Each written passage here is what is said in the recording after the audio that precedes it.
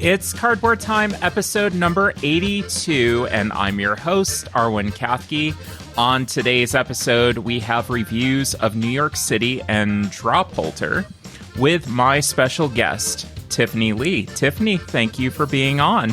Thank you so much for having me. So why don't you do a brief introduction to the audience, and then we'll get a little bit more into who you are at the back end of the show. Yeah, that's great.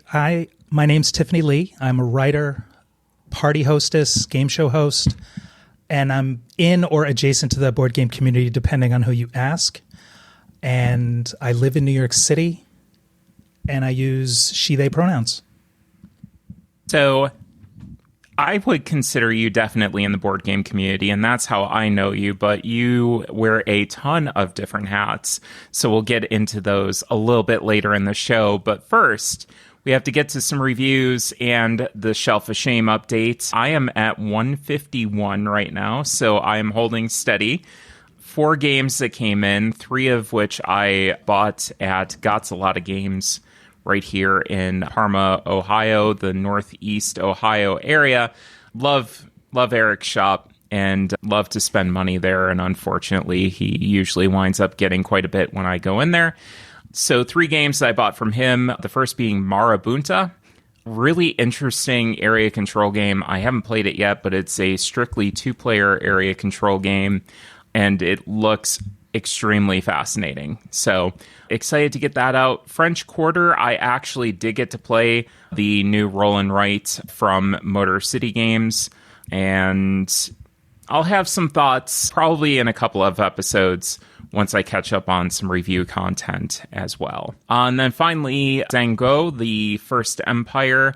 This one is by Hachette and Sorry We're French, and really looking forward to playing this one. This one is very highly rated, and a lot of mechanisms that I think are going to work very well together. So I'm excited for that one. And then finally, Sonic Roll came in, which doesn't count towards my Shelf of Shame because I already played it at PAX Unplugged, so I don't have to count it. But I did play 3 games, the aforementioned French Quarter, New York City, which I'll be talking about today, and Evolution, which actually I'm culling out of my collection. Really didn't care for it. I didn't think that it was really kind of held up as much as I would have liked it to. I was very excited about it back in the 2017, 2018 timeframe. I thought it was a good game, but my shelves are starting to get smaller and smaller and smaller, it seems. Either that or I keep bringing more games in, one of the two. So, Tiffany, do you track your Shelf of Shame at all, or? I don't. It's funny, I pitched an article to Senate magazine, which I think only publishes hard copy magazine. It's a quarterly.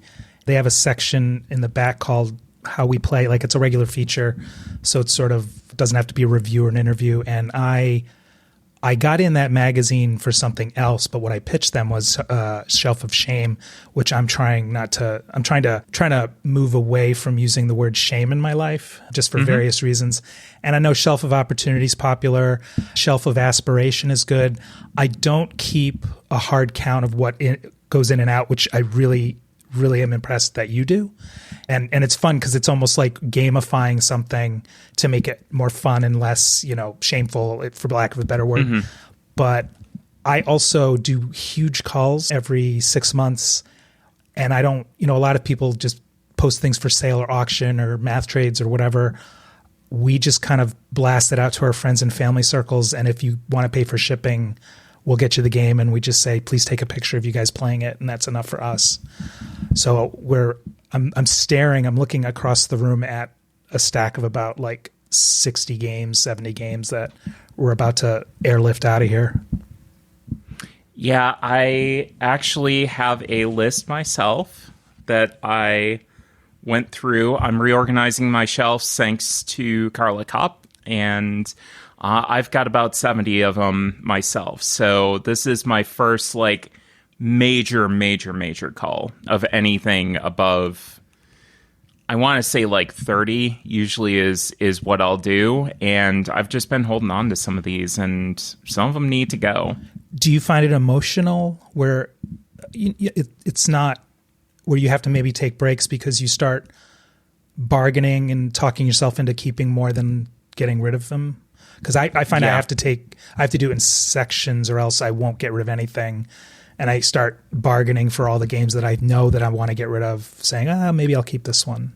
So I have to stop because I get overwhelmed, I think, from the emotional part of parting with a game. It's really interesting that you mentioned that because I pulled my list up and I went through them in an Excel spreadsheet, which kind of took a little bit of that emotion out of it, because when you're looking at something just text only, you're not seeing the pictures, you're not seeing the art, you're not seeing, that box that you remember getting out with somebody, and you're kind of, you do have those memories. But like today, I was looking at World Monuments, and it was something that I played with my mom, and it was one of the early like hobby games I was able to play with her.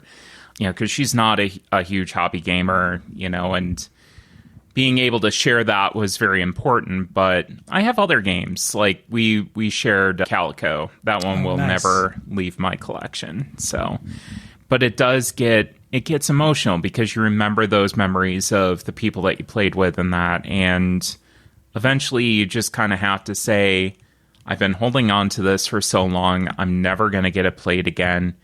And what I want, and I think what you want, it sounds like from the method that you use to kind of cull your collection, I really want those games to be in the hands of people that will enjoy them more than me, and it's not about selling them for a huge amount of money or, getting a huge return on it. It's about getting them with people that'll enjoy them. Yeah, I agree. Marie Kondo gets dunked on a lot, but the two things, the actual definition of when she describes, does this spark joy? And I think games do spark joy, but the other piece is the way that you say goodbye to things, even if you are emotionally attached, is you honor them when you say goodbye to them. So it's kind of like saying goodbye to the game and all the things you just brought up. I remember where I bought this. I remember where I've played this. I remember times I've played it. I remember moments from games I played it. I brought this to a con. I introduced this to so-and-so. You kind of run all that through as you're sort of moving to put the game in the pile that's going to go away.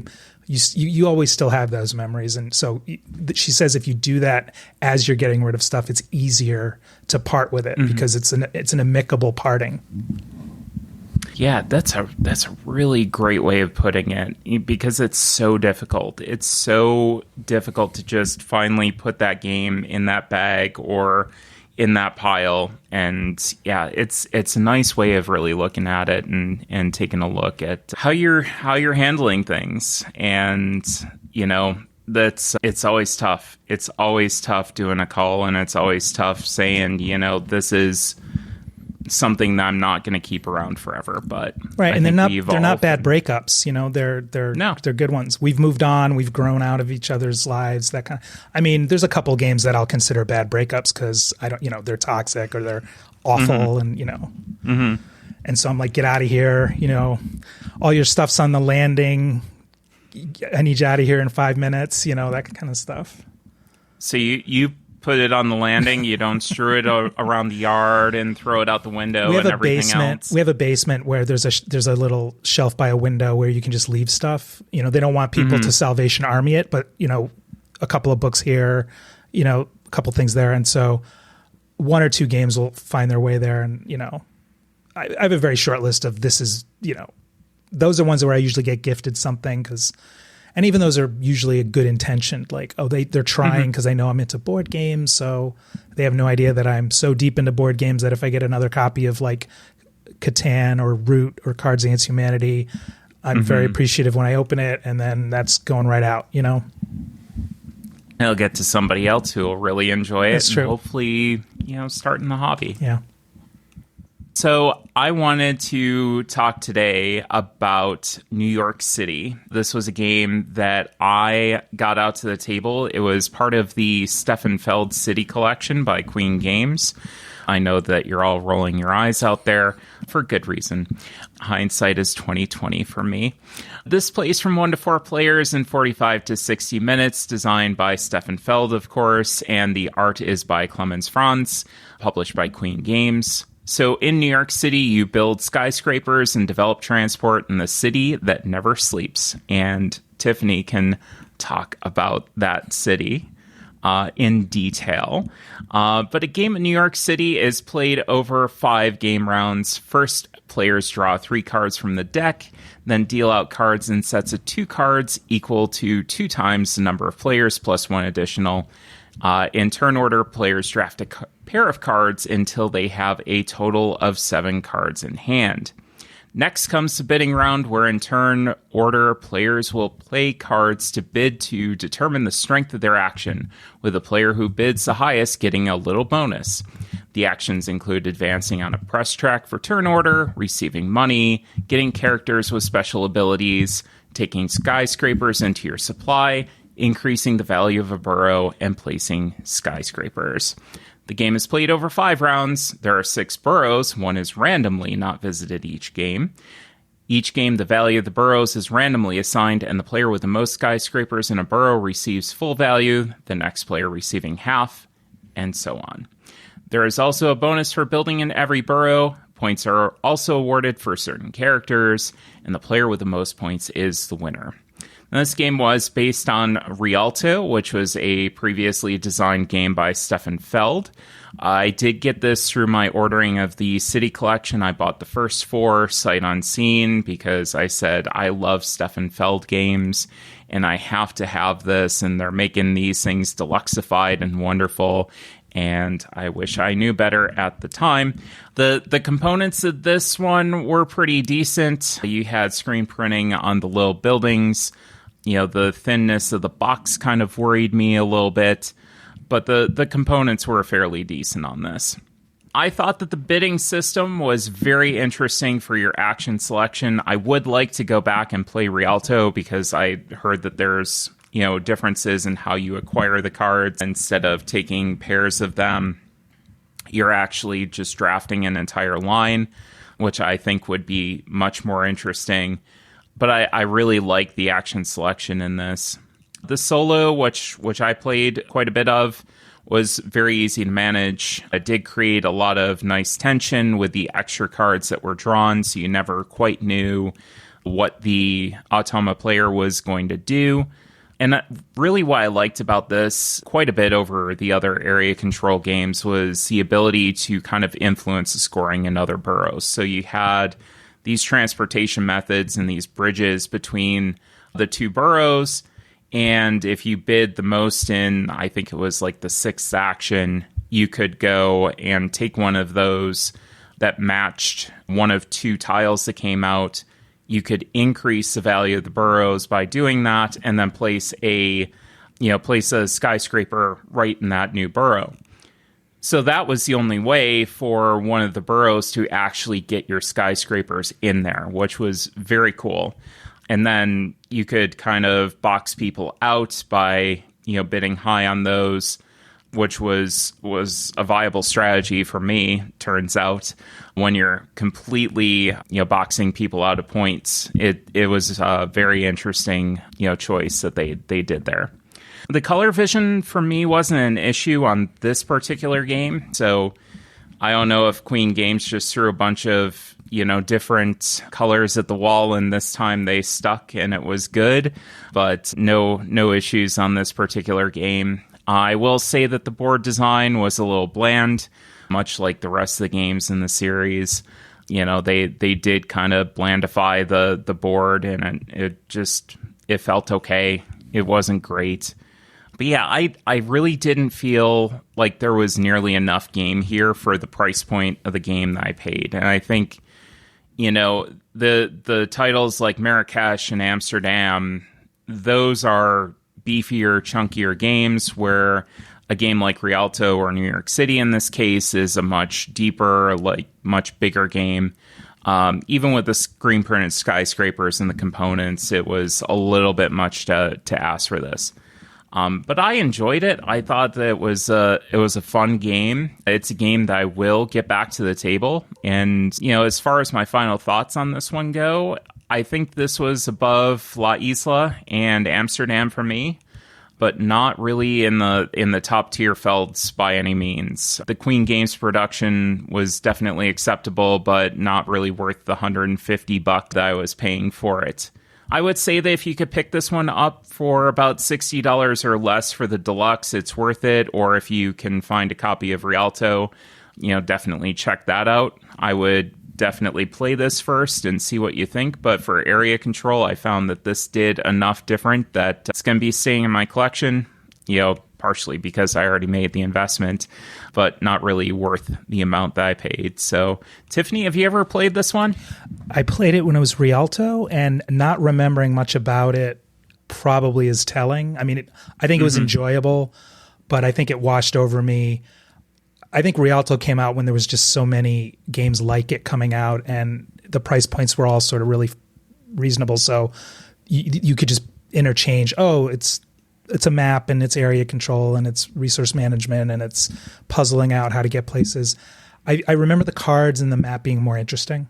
I think it's funny, though. New York is so tantalizing for a design because when you look at the map, it just screams, it's very inspirational. Just look at a map with 5 distinct boroughs or areas in it, and then ways that you get across are very finite, bridges and tunnels. And I think of games that always feature the map, and it's kind of like, well, I'm already there. I'm already mildly interested because, there was one that was based on like 5 points, and it was sort of like a Gangs of New York type thing, and there's not much game to it. And the name escapes me, but it's a game that's out of print, but is always for sale for like $8, secondhand, and that was using area control, and it was a borough. There was a Marvel Heroes game that was not having anything to do with the IP or the cinematic universe, and it was a very abstract kind of placement game. I almost want to say it was Fantasy Flight. It's one that's like a Grail Quest thing now because it comes with minis, painted minis.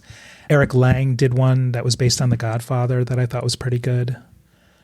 I remember hearing about that one. There's several, but Simon. A Simon one, and that was good. I mean, I think the other problem is you look at the map of New York City, and the thing you immediately think about is area control. Let's Go New York Get on Board New York is really good. It's that route making game that's based on Let's Make a Bus Route, and they made a version that so it's flipping right, but and you're just mapping out a route through New York City, picking up passengers to bring on your bus and drop them off all over the city for points. That one's on Board Game Arena. I've been playing that a lot on Board Game Arena. Might have to spin up a game with you at some point on that. It'd be fun, yeah. That would be great. So you had a game that you wanted to cover as well. Yeah, I feel like I'm on a goodwill tour for this game because it's all I talk about since I bought it at PAX Unplugged last December. It's called Polter. It's Dropolter. I did a little research. I don't believe it's an actual name or thing. It just is the word drop mashed together with the word Polter just to imply ghost. It's Oink Games. The designer is Paul Schultz. It plays 2 to 5. It's about 20 minutes playing time on the box, and I would say that's pretty accurate. And the artist, if you're not familiar with Oink Games, they're all amazingly designed in terms of the presentation, the artwork, the components, and this is no exception. Ri Komatozaki and Jun Sasaki, who I believe is the CEO and owner of Oink Games, they're credited with artist graphics on this. It's really fun. I'm just going to hold it up for you, even though this is audio. This is me holding up the game. So it's a friendly ghost on the front, smiling. And it's a real-time dexterity game for 2 to 5 players. Everyone is given an identical set of 5 small charms of different shapes and even made of different materials and have different textures. So there's a clear plastic toy ring. There's a square yellow wooden piece that looks like a waffle or looked like a piece of cereal or something. There's a white plastic kind of shiny scallop shell. There's a blue wooden key, and if you look in the rules, it says key, but it just looks like a Lucky Charms marshmallow. It doesn't really look like a key at all. And it's tiny. And then there's a clear plastic red cube that's slightly bigger than the Terraforming Mars cubes, but it's kind of like a ruby plastic kind of clear, opaque but clear cube they call a gem in this game. So these are the 5 Lucky Charms you hold in your hand. And you want to win 5 rounds. And because the name of the game is Drop Polter, you want to drop things to win, but you have to drop according to what is in the round you're being asked to drop. So every round there's a deck of cards. I think there's 30 cards in the deck, and on them are images of these objects. And there might be 1 on the card, or there might be up to 4 on the card. And it's random, obviously. So to win a round, you have to be the first player at the table to drop the objects that are pictured on the card for that round. So if you flip it and it's a ruby and a ring, those are the only 2 things you can drop out of your hand. If you're first, there's a ghost meeple that comes with the game, and I'm going to do that as a reveal at the end for you because it's fun. It's like there's a game called Jungle Speed where it was similar. You grab it from the middle of the table when you've dropped according to what's on the card, and that determines firsties, and that kind of breaks ties because only one person's going to be able to grab it. Mm-hmm.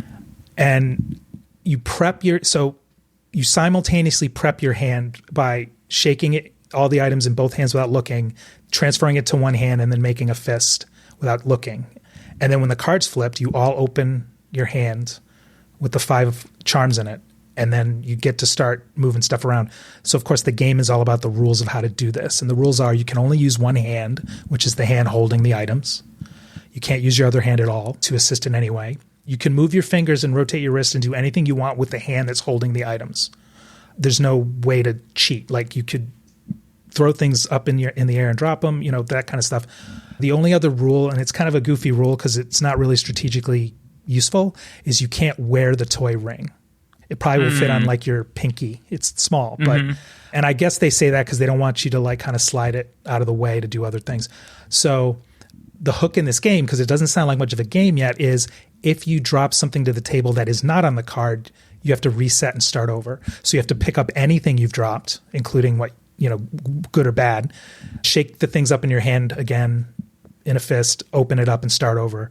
And that's all happening in real time while other people are working on it. So if you do drop something that's not on the card, that's going to set you back, and often you won't last the round. Somebody else will have gotten ahead of you because they didn't drop anything incorrectly.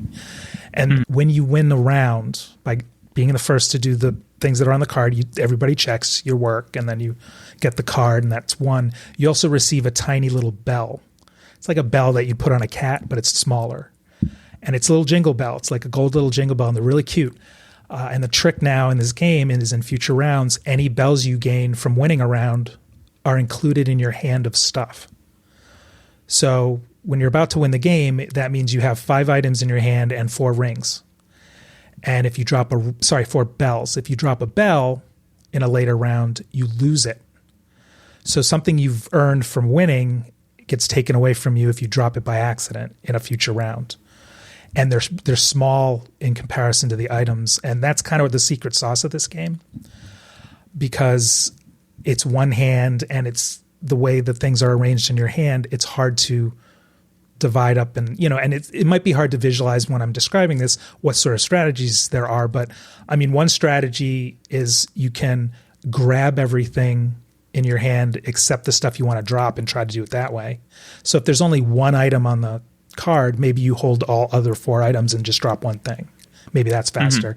Or a common one is using your thumb to sweep across your palm and sort of try to move, almost like you're picking at the vegetables on your plate you don't want to eat, right? You're just kind of pushing them around the plate. But what really makes it complicated is the bells are so tiny, they kind of like hide in like the crooks of your fingers, between your fingers sometimes. Oh, wow. Or if they get stuck in the ring and you need the ring, it's like impossible to kind of navigate that with just one hand.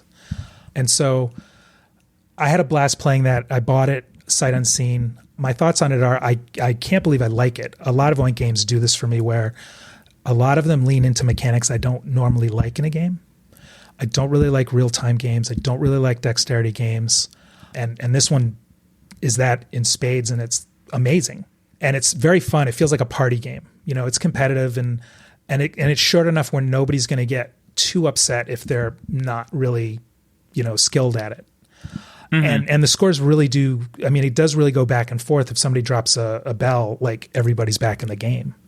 And so somebody that might be about to win and then just totally like wipes out. So it's fun to see those kind of shifts in the scoring based on that. And it's kind of hilarious in like the final rounds when everybody's got like 3 or 4 bells and you're shaking your hands for the last round and all you hear are these little jingle bells. It's hysterical to play. I mean, my only knock on it is the same knock with most dexterity games, which is they're not ultra inclusive. Dexterity games, by definition, there's definitely a population that might be like challenged to be playing this game. So they're not for everybody. That said, this is a dexterity game that isn't doing the same kind of dexterity mechanics that a lot of them do. It's not another flicking game. It's not another throw a card or a die or throw something, It's not a party game where you're having to stand up and do stunts. You can play this at a table. It's really fun. And you'd want to show you the Ghost Meeple. This is sort of editorializing the interview. It just has a smile and 2 eyes. And it kind of had that Uncanny Valley Mona Lisa thing going on. And while I was at PAX, I met in person we'd known each other online, Jamie Daggers, and who's an extraordinary miniatures painter.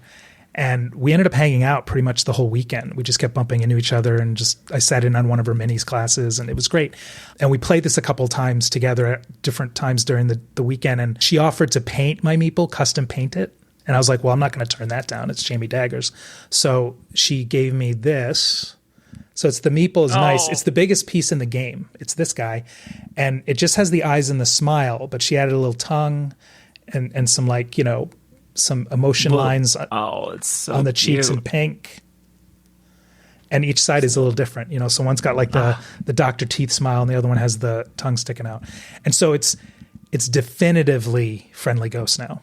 Whereas before it was like, is this a friendly ghost? And the answer is yes, of course it's a friendly ghost. The game is fun like that to play. So that was my take on Drop Polter. Yeah, Jamie lives about 20 minutes from me. Oh, it's wild. And I listened to your post PAX drive show, I think. And she wasn't she in the car? Yep. Yeah. That's we were both driving back. That's great. Those are always like the best ones that we do, and for some reason everybody loves them. And they're like the least edited thing that I do. I just take the audio and throw it on the internet, and people love it. So, I mean, I think it's because anybody I think whether you were at PAX or not, it's really fun to hear it because it's unfiltered thoughts about the experience that you're still feeling. So if somebody wasn't there, it does feel like being there. But if somebody was there, we're all in that same headspace. We're all like leaving Philadelphia and kind of feeling the con crash set in. And so I think listening to those things is really restorative and helpful to make it a more gentle landing, I think. Yeah, it definitely was. I mean, not only to, record that, but also to be able to listen to everybody else's experiences too was fantastic. I'm surprised that we never ran into each other the entire time that we were at PAX. That happens every year. And this year this is my 3rd year in a row, this past year, 2023. And this was the first year where I actually played games, which I had not done in the previous 2. And that I ran into more people that weren't running around having, it was weird. Collectively, everybody I was running into, even Jamie, there were a lot of people that weren't working at a booth like they normally are, that weren't, strapped into a camera or a mic podcasting live the whole time, So running into them, it was great because it was like, are you here to do something? Do you have time? Like, yeah, we're just walking around. So we would just plop down and play whatever somebody had in their pocket. I think that's it. It's kind of one of the beautiful things about Unplugged is the fact that it's way more chill than something like a Gen Con or even an Origins, would be, because, those are business and you got to go from point A to point B to point C to point D and go here, there, and everywhere. Where PAX is much more of just a chill, like almost if you're in the industry and doing stuff, you go there to kind of hang out and see everybody. And I think it's kind of magic. It's become pretty much my favorite convention that I go to every single year. Yeah, it's not. I mean, I guess Gen Con is probably less of a slog for you based on where you are. I went to Gen Con one time in 2019, and I loved it. I'd never been, but yeah, it's a degree of magnitude different, and it feels turbo. It feels like everybody's kind of rise and grind, and it is just hard to navigate that. Like you kind of just run out of spoons trying to get across the, PAX Unplugged is a little more manageable where you can be like, okay, I'm going to do a circuit. And I think Gen Con, you just kind of like start to fade and need to like tap out after, a couple of, you can't even get around the room. Yeah. I mean, you have like 6 or 7 meetings in a day and it's exhausting. Yeah, I bet. I mean, it's ridiculous. And I think the real reason that we're in the hobby to begin with is to play games and to, enjoy time with people as opposed to, just sitting there and having meetings, which is why I've kind of tapered back on that as much as I can, if I can. It's like the cobbler's kids, right? When you're in the hobby, you dream about it a little bit and like, this would be great. And then you're in it and the thing you stop doing is playing games for enjoyment. Like I get anxious because I have a pile of games that I never get to that I want to talk about and write about. And I don't want to just play it one time. I don't want to just play it two-handed solo. Like I want to try to iterate and I admire people that are able to do it, but also have a dedicated group wherever they are to be able to do the R&D required to cover games. And I don't always have that in place. Yeah, it's a very fortunate thing up here in Cleveland to have the group that I have. Like, if I can't get it out with this group, I can get it out with this group. And sometimes I still have to resort to, the two-handed or the solo mode or whatever it is. So, but yeah, I agree. I usually try to, as much as I can, be able to go and play it multiple times before I even talk about it. And some things I just refuse. Like, there's a solo mode, but this ain't doing this game justice. I need to play it first. That's true. So why don't we take a little bit of a break? And when we come back, we are going to sit with Tiffany and discuss a whole bunch of different stuff. Stay tuned. Well, we are back with Tiffany Leigh. So, Tiffany, why don't you give a little bit more in-depth intro into who you are, what your history is, like all of these different things that you do. Take as much time as you need because we're going to need a little bit of time to hear all these wonderful things. So, I mean, we can talk about the board game stuff, but the other stuff I think kind of happened first. I mean, I've always been a board game person, and that was interesting coming back more like leaning harder into this hobby where I know people and I go to conventions and I cover games and stuff.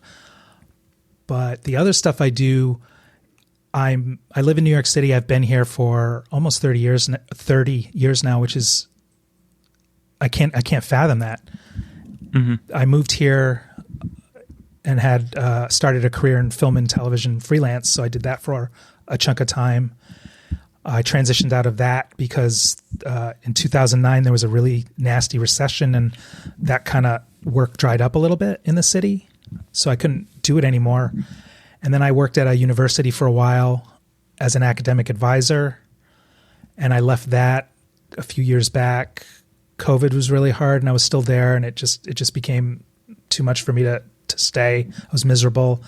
And then I kind of pieced together some jobs here and there, and for the last year, I've been working as an executive assistant for somebody, and it's been kind of my unicorn job because everything I had done leading up to that professionally was a skill or an experience that has helped me do this current job I have, so I love it. And board games has always been part of my life since I can remember, but there were big, long stretches where I wasn't playing board games, almost kind of like it was just sort of, I think I did what a lot of people do, which is, those are young people's things. That was when I was a kid, So I didn't play a lot in college, and then in like like 20 years ago, like in 2001, I think it was, my best friend growing up opened up a game store in Waltham, Mass. And it's not there anymore. So I know people are probably going to be like, where is it? It's called Danger Planet. And it was awesome. And he probably ran it for at least 5 years, maybe longer. And when we were kids, what was great about it is we were always in touch, but he was in Massachusetts and I was in New York. So we didn't see each other that much. But I have family in New England. So when I would go up, I would check in with him and visit. And when we were kids, he was like the last person I was playing board games with all the time before my long hiatus until a few years ago. And we used to dream about it when we were playing games together. He'd be like, wouldn't it be awesome if we owned a board game store? And this is like when we were 12. If we owned a board game store and we just sold games all day and just played games all day, wouldn't that be awesome? And we just talked each other up into it and saying, that's our dream, that we're going to do it. We're 12, you don't even know what you want to do when you grow up yet. And we were just saying that kind of stuff. And it's because we were just playing board games every day. It was great. And then, it was awesome because I hadn't seen him in a while. And he's like, hey, come visit me at this address. And I went, and it was a game store. And he said, this is my game store. And he said, remember those conversations? And I was like, yeah, I do. And so that got me back into playing board games as an adult because I would go visit him whenever I was visiting my family in New England and just drive down to Waltham from where I was and wait for him to close the store. I'd hang out and then he'd close the store and there'd be him and some friends of his that would just be, we'd be in the store playing board games all night, And so we would once in a while look at each other and be like, can you believe we're doing this like 20 years later? And that was fun. And it got me back into the hobby. So there was a lot of stuff I was playing. And I think that was the first time I played Catan in like 2002. And that blew my mind. And of course, that's like, the first one's always free. So that's the gateway drug for the rest of it, right? So I started playing more stuff. And I was even playing CCGs. He was a Warhammer licensed store. So I didn't play that much of that, but I played a little bit. And I even did a little bit of minis painting, but I didn't really stick to it just because I didn't own any of the stuff. And I already knew that was like a subscription model kind of hobby that I did not want to get into because I know it can be expensive. And so when I was in New York after kind of being reinvigorated, I started looking for game groups. And, this is kind of still, this is before Twitter. This is before Facebook. This is still kind of the wild west of the internet. So it's still hard to find meetups, You're still kind of analog finding places, but there was a lot of places to play. There was a place called Nerd NYC that was a group that used to run these quarterly weekend game, it kind of reminds me of the Gathering of Games or Granite State Games Weekend, where it's just you play games all weekend, and they would just find a location in New York City every like 3 or 4 months, and you just pay one fee and then you could play all day. And it was just open gaming. They had like a table you could swap and I met a whole bunch of people through that locally. And so I started finding people to play games with. And there was a lot of spaces. There weren't a lot of board game stores, but there was a space called Neutral Ground. And it was just an open loft space that had tables set up. And it was mainly like you just went in, paid $5 and then you got to play Magic all day, but they also sold board games. So I would play a lot of board games there. And I think Steve Jackson Games had a feature on their website where you could put in your name and your location. And then it was a database where if you wanted to look for game players, you could go in there and do a search by location. It would just list all these people. And all you'd put on was your email address. So it wasn't super creepy, but it still felt weird. And so one of my longest friends I met like almost 20 years ago, that's how we met. I found him on that site, on the Steve Jackson Games, like Gameplay or Finder or whatever it was called. And we just set up a afternoon where I played with him and his wife, and that just took off, and he started hosting, and I met people through him. And so, I just got into the hobby as a player, and it was only in the last few years that I started deciding I wanted to write about board games for a site, other than Board Game Geek, because I was just kind of doing it on my own whenever I was interested in writing about something. So for, 2 years I wrote for Meeple Mountain, and since like 2021 I've been writing for Goonhammer, which ironically is a Warhammer website. It's like one of the biggest hubs for Warhammer content and news and information on the internet. but they have a section called Turn Order, and that's their board game, tabletop role-playing game page. And so I write for them, and it's been a while since I've wrote. I have to file something soon, and it'll be the first thing I've filed in almost a year, because this new job is sort of kind of gotten the wind knocked out of me a little bit. So I'm trying to recalibrate my work-life balance to try to get back into that. And ideally, I'm filing one article a month there. And they just let me write whatever, which is great. So I alongside that, I've always been kind of a performer and a writer. So I wrote a lot of, grew up writing crappy short stories. Then I started writing crappy plays. And because I watched a lot of movies, I started writing crappy screenplays. And that kind of is why I started working in film, because I thought that was going to be my move. But I've always been writing. I started writing nonfiction. A lot of that was unpacking how I grew up and my relationship with my father. All the stuff you do in nonfiction this is about my dad, This is about my dad making me play football when I was in 4th grade, and that's why I'm trans. It's that kind of stuff. And then there is also a live storytelling kind of genre, and there's a show called The Moth where people get up on stage and tell live stories. And I started doing that, and not The Moth. I never went up for The Moth, but there was a whole bunch of live storytelling nights and groups in the city. And I just started adapting some of the things I was writing to tell them on stage. And that was really great. It's kind of exhilarating the way that people talk about being on stage for the theater, maybe doing stand-up, the way I envision it, because I've not done those things. But just that kind of like immediate response and the energy you feel from the audience when they're like kind of being moved by things you're saying, the story you're telling. So, it makes sense to me, because I think that's why I like to cover games. That's the feeling I want to try to unearth from a game, is the feelings that people are having experiencing a game, experiencing it with people at the table. That's more interesting to me than, should I back this or not? Like 3 pages of that, and then yes, or 80% rules, 20% dad jokes. Oh, I like this game. P.S. That stuff's kind of boring. Rules, and I don't mean like rules explainers or content that's specifically doing things. I just mean criticism or, talking about a game. I sort of, as a bit, call myself a board game memoirist, but that's kind of how I think about it. I think about it as, I need to write more about how I feel when I'm playing games, and when I'm covering games, how I'm trying to describe how it made me feel, so you can kind of get a sense of how it might make you feel. And so that, I think they're all related, me wanting to be creative in some way. And, game show host kind of came up naturally from those things. I started getting comfortable being in front of an audience on stage. I started doing immersive theater with some groups here in the city. I then have a comedian friend, and so I would see a lot of stand-up, and I have a whole bunch of friends in burlesque, so I'd see a whole bunch of burlesque.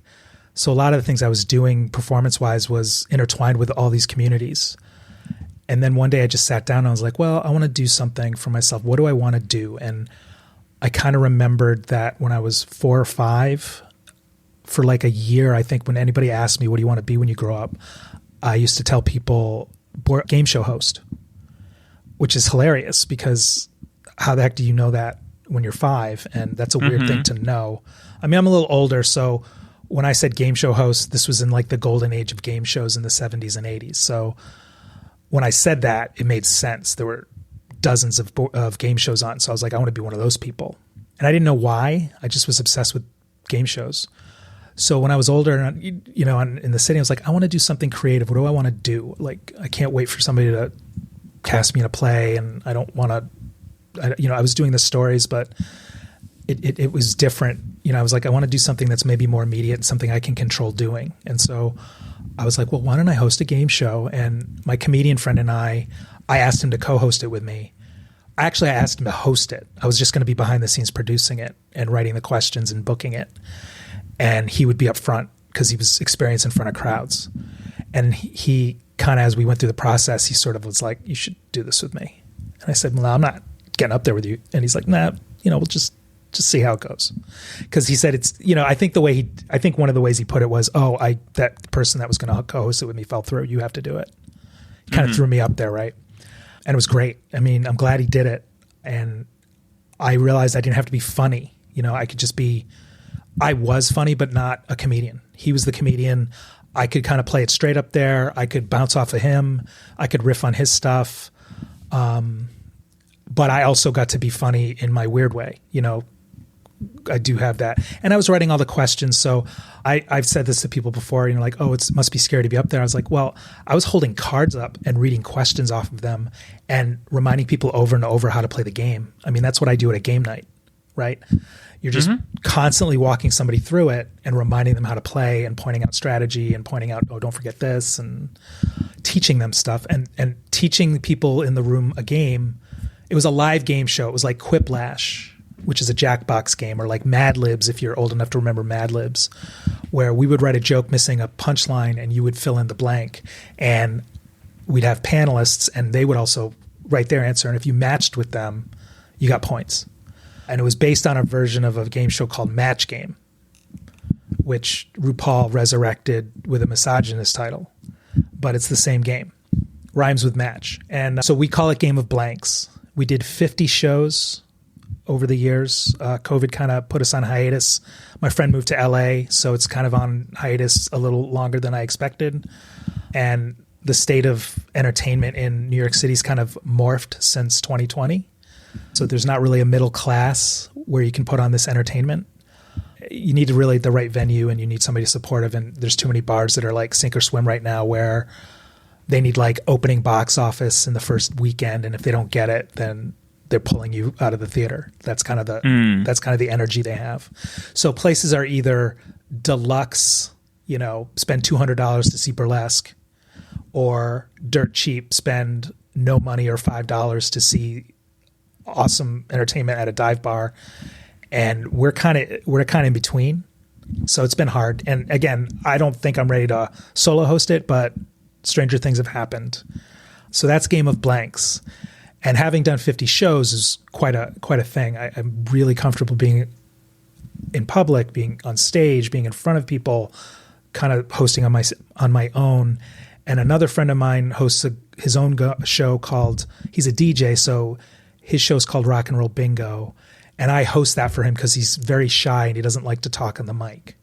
So he just kind of asked me to do it. He said, there's not really anything you need to do other than I don't like to talk. So you just have to tell people what the songs are. And I was like, okay, I can do that. And I kind of made it my own. And he's been really great because he lets me riff and bring more to it. Rock and Roll Bingo is he made these custom bingo cards, which are gorgeous. And instead of numbers on them, they're band logos. So if you're playing New Wave 80s, he'll play a song. And if you have The Cure on your card, you cross it off. And then when the song's over, I basically turn to him and say, who was that we just heard? And then he'll say, that was Boys Don't Cry by The Cure. And I'll say, great. If you have 5 in a row on your card, now's the time to yell bingo. I'm literally just telling them the rules and reminding them what they're doing in the bar.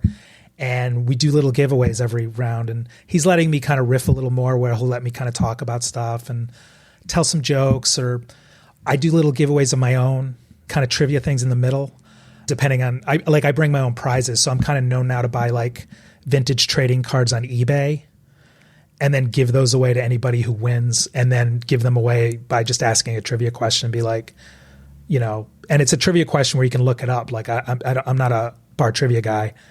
So I'm just like, feel free to look this up. First person to yell out the answer gets a pack of Jurassic Park trading cards from 1993. Don't eat the gum. It's kind of my jam. So I get to be a game show host, even though the game itself is very like on rails. I think like all the things that you mentioned have one thing in common, and that's people. Everything that you talked about, it's dealing with people, it's entertaining people. And it's those feelings that you get from being with people or being in a crowd or, being with friends. I'm kind of getting that sense. Yeah, no, that's really good to point out. I mean, I'm probably a people pleaser based on some of my upbringing and some of the trauma. I'm definitely a caregiver, caretaker type. Mm-hmm. And that feeds into it too. I mean, I think a game show, going back to when I was a kid and I wanted to be a game show host, I don't know if this is true, but I've been told that I used to take notes. I used to sit and watch game shows like Family Feud, Deal the Century, Card Sharks, Tic-Tac-Toe. I'm dating myself with the references. Wheel of Fortune before it was Pat Sajak. Did you mention? Sail of the Century. Oh, yeah, that was good. I think I said Deal of the Century, which is a movie. Yeah. And so I used to, I don't know if this is true. I don't think I did it when I was 5, but who knows? I was told I took notes, careful notes about what made a good game show host. Because I didn't like all the game show hosts. I liked a lot of them, but some of them I was like, didn't care for them. Some of them I was like, oh my God, they're great. Mm-hmm. And their personalities, that's part of it.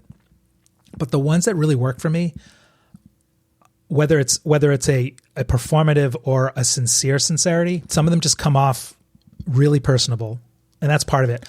But the big thing I notice in the ones I like, and I think I do this, is they genuinely appear like they want the contestants to win, like they're rooting for the contestants.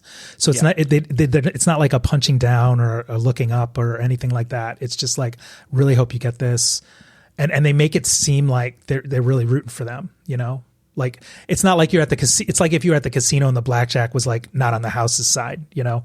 And some of them just have it. And some people just don't. Some people just dry as a bone. And I don't think the modern day stuff is that interesting to me because too much of it's based on trivia, which I'm not a big fan of trivia games in general because they're not. And it's funny you said the thing that all these have in common is people. A trivia night is not a very social event, even though it's a room full of people. It kind of is it's the worst form of multiplayer solitaire. Mm-hmm.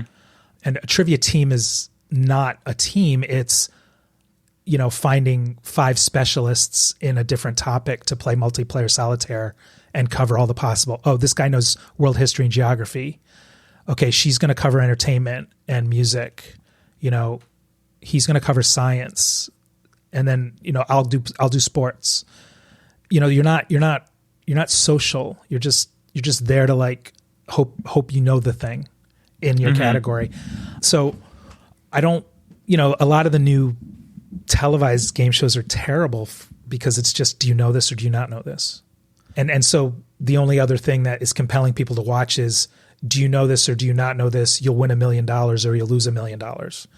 So they want to watch the drama of that. And that's just not interesting to me. My game shows are fun and they're funny and they're casual and they're really easy to pick up. And I like to think I have something to do with that. People sometimes in the bar will see that I'm setting up Game of Blanks or bingo, and they'll be like, what is this? And I'll start explaining, oh, you should sit in on it's free, sit in. And they'll be like, I don't know, we got, maybe, okay. A lot of times I'll do that and I'll look over like an hour in and they're just like still there. And so I know it's like sticky. The stuff that I do is kind of sticky. And I think it's because what you said, it's really like a people kind of game. It's entertaining to watch other people playing this game and participating in this game. And I think not every bar night does that. And too many bar nights don't because it's cheaper to, tap your friend who lives above the bar to write down some trivia questions for free drinks, Yeah. Yeah. And simple rule sets too, I think really help. The last trivia night that I was at had all these rules and I got into it because, I play all these complicated board games and everything, but trying to explain them to everybody else and say, oh, well, you have to bet points in this round and you have to, you only get one of that value. So you have to figure out like which one that you want to do that on and everything. And it's like something simpler that is just like, fun and easy and just kind of flows very well, I think really hits with a lot of people. I will say a game show, I'm relatively modern because it's still like 30 years old, but that was trivia-esque that I loved. I'm absolutely obsessed with this game even now. I think I have the board game version. MTV had this game called Remote Control. Oh, I love that. Oh my God. It's so good. You can still watch clips on on YouTube, and they're great. I think that came out I was in high school, I was in college or whatever. I was older, but I so badly wanted to be on that show because I was like, that was a show that I would absolutely crush it on, because that was still when pop culture and a knowledge of a cultural universe in terms of music, television, movies, and stuff, it was still attainable for somebody to be able to track it all. Yep. It didn't sprawl. Now it's impossible. It really is impossible now. Like if you pick a category, even if you just say TV, like I'm either Captain America, who's like, I understood that reference, or I'm like, you're making all these up, right? And if I've heard of something, chances are I still haven't seen it. So it's just way too big now. There's too much stuff out there to be knowledgeable. And that show was great because it was more, the premise was more, the kid grew up watching watching TV, and it was in 1987, 88. So the TV questions were all like 70s and 80s, and it was more finite. The movie questions were all 70s and 80s, and it was all MTV music videos that were current, But anyway, yeah, that was a banger. That would be like my exception to trivia shows are kind of silly, or kind of boring. Like, I don't know, Who Wants to Be a Millionaire just bores me to tears. But that's just me. I mean, I think I'm in the minority. I think people like trivia because it's like they like to know something. Some people are like, I like to learn stuff, but I don't. When I watch a game show that's trivia, it doesn't feel like I'm enjoying learning. It's just like, oh, I didn't know that, and it's just like one thing after another I didn't know.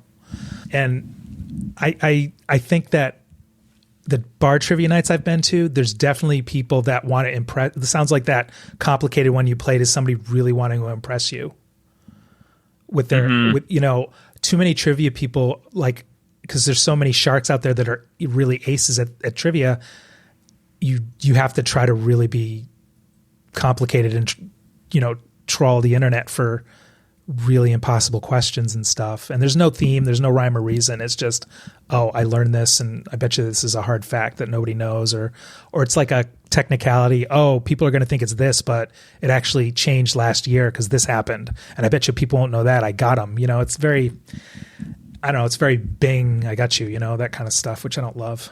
Like, it's showing off. Like if you're the game show host, the thing you're not supposed to do. Good game show hosts don't show off. Historically, they just get up there and they just teach the game, they run the game, and they hope that you win the game. And trivia never feels like that to me. No, and you brought up the fact that there's like that trickery, and there's that breadth of like everything that you're supposed to know now. Like you said, so overwhelming. You talk about TV, you talk about movies. There's all these shows on all these different streaming platforms that nobody can keep up with. So it just seems like not as fun. Like I'm looking to my friends, hoping that one of us knows like this really obscure, like candy bars was one category. And my friend Zoe was like a mastermind behind like all this candy bar knowledge and everything. So we did good in that, but, one was like Erie, Pennsylvania. All these facts about Erie, Pennsylvania. Well, we're in Cleveland. Yeah, it's... I don't know. It can be sadistic. It feels sadistic if the host of a trivia night doesn't automatically want you to win, Because somebody's going to win by default. It's whoever has the most points. So everybody could just wipe out, not know any of the answers to questions, but then the person who knows like 3 wins. How is that fun for anybody? And you're not talking to your friends. You don't get to look at your phone even. It's just such a. My comedian friend talks about when there's a good room. He calls it juice. So when the room's just buzzing and a comedian goes up there and kills it and everybody's way into it, and it's just like a benevolent crowd that wants to laugh and is hanging on every bit, and everybody that goes up there is just killing it because the crowd's so good. He's like, that's juice, like when the room has juice. And then sometimes he'll walk into a room, he's like, oh my God, this room has no juice. Like, It's almost like, did you guys know you were coming to a comedy show tonight? Almost like antagonistic from the jump, or for some reason off. And, so that happens too. I think it happens with live anything. I've hosted bingo, which is one of the simplest games to play because It's not trivia. I'm telling you what the songs are. I'm telling you when to cross them off. And there have been nights where it's like, how is this such a catastrophe tonight? How is so many people not understanding what's going on or paying attention or kind of arguing with me? Oh, that you didn't play that song. And I'm like, yeah, we did, you know? Yeah. Like my DJ friend, he keeps track of what we've played, because what happened once in a while is somebody would say you didn't play that song and try to gaslight everybody. Because, you know, not everybody's paying attention. I get it. You're in a bar, you know, it's loud. You're with your friends. You're not always listening to me talk or listening to what's playing, and you're drinking probably. So there's going to be times that you miss stuff, you know. But I don't know. It's you learn something from every. I mean, you must know this. You're doing it too. You're live without a net when you record these. You learn something every time, you know. Oh, 100%. You know, like, I mean, and I'm not asking for hot goss here.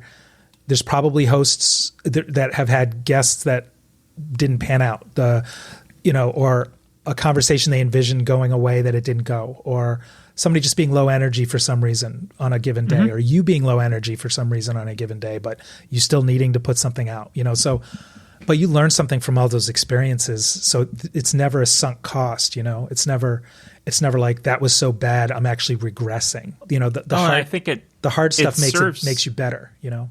Yeah. It only serves to make you better if you learn from it. If Right. you take that and you digest it and understand it and you learn from it. You know, if you just throw it out the window and say, well, I was tired. Right. Yeah. You don't interrogate it, or you don't blame anything on, you know, it's not a blame thing, but like if you think you're above any sort of fault for something, you know. Right. Exactly. Or you're like less prepared, and you know you're less prepared, but then you decide, my guess was kind of trash. They really didn't bring it today. Yeah. And it's like, oh, maybe you didn't prep it. Maybe you didn't do that extra bit that you could have done, you know? 100%. So. Not saying that that's happened. But. No, of course not. You've only had unicorn amazing guests. Yes, they've all Until been tonight. amazing. I'm so sorry. No, this is fantastic. I love this. And we're going to get into some more stuff. One thing that I did want to ask you use the Mix honorific, or MX. Oh, right. Can you explain that a little bit more? Some of my audience members are on different levels as far as, you know, using honorifics, or, you know, where people fall on the gender spectrum. You know, so I think this would be a great opportunity for education.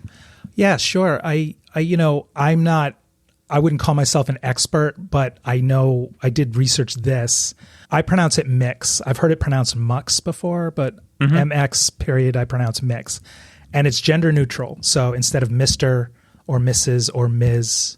or Doctor or whatever, I guess, I don't know, it's mix. So I'm fine if it's not on stuff, but in general, I'm doing mix Tiffany Leigh or Tiffany Leigh, but mix. And mix is a good, quick way to put out there that I identify as gender neutral with my honorific, you know, when you refer to me. So in a way, it already clues you into something. And so I don't need to automatically be like, you know, trans, non-binary, or genderqueer. The other big one I identify as is genderqueer.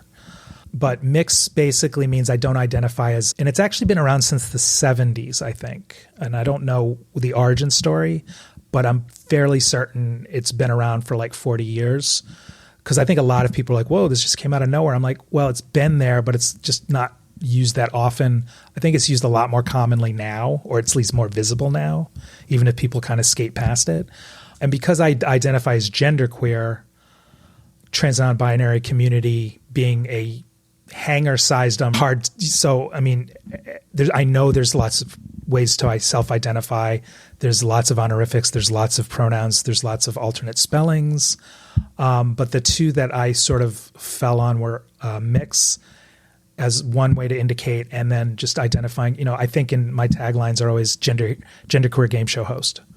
And that just means that I do identify as trans, I do identify as queer, and I do identify as genderqueer. So, you know, kind of like any given Sunday, how am I feeling today? How am I identifying today? You know, there are days it's hard to describe even as like percentages, but there are days maybe I feel more Tiffany or I feel less Tiffany, but I'm always Tiffany. Yeah, and I think that's important for people to understand too, is that, a lot of people go and they say, well, you're trans, so, you're 100% woman.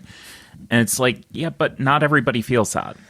There's a whole spectrum out there of different experiences, and I think bringing those to light is incredibly important. Yeah, I do too, and I think it's my personal experiences. I kind of sorted out a lot of stuff personally, and like the last thing I sorted out was that I was trans. I came out relatively later in my life, but as soon as I came out, I was like, I've known this since I was 3, like a lot of people do. But I sorted out a lot of other stuff in my life, like sexuality, like I'm queer, I'm bisexual, whatever. I like what I like, and I worked all that stuff out. I worked out my sexuality. I worked out a lot of other things before I worked out and came out, like gender, non-binary. That's what it is. And I knew it was there because I was circling. It's like I gave you all the clues. And the clues were certain movies that I've rewatched that I watched when I was a kid. I mean, I don't know if you do this, but I think it's wild to visit things. I mean culturally, right? Like listen to music, watch movies or TV shows, or read books that made you feel a certain way before you came out, and then watch them after you came out.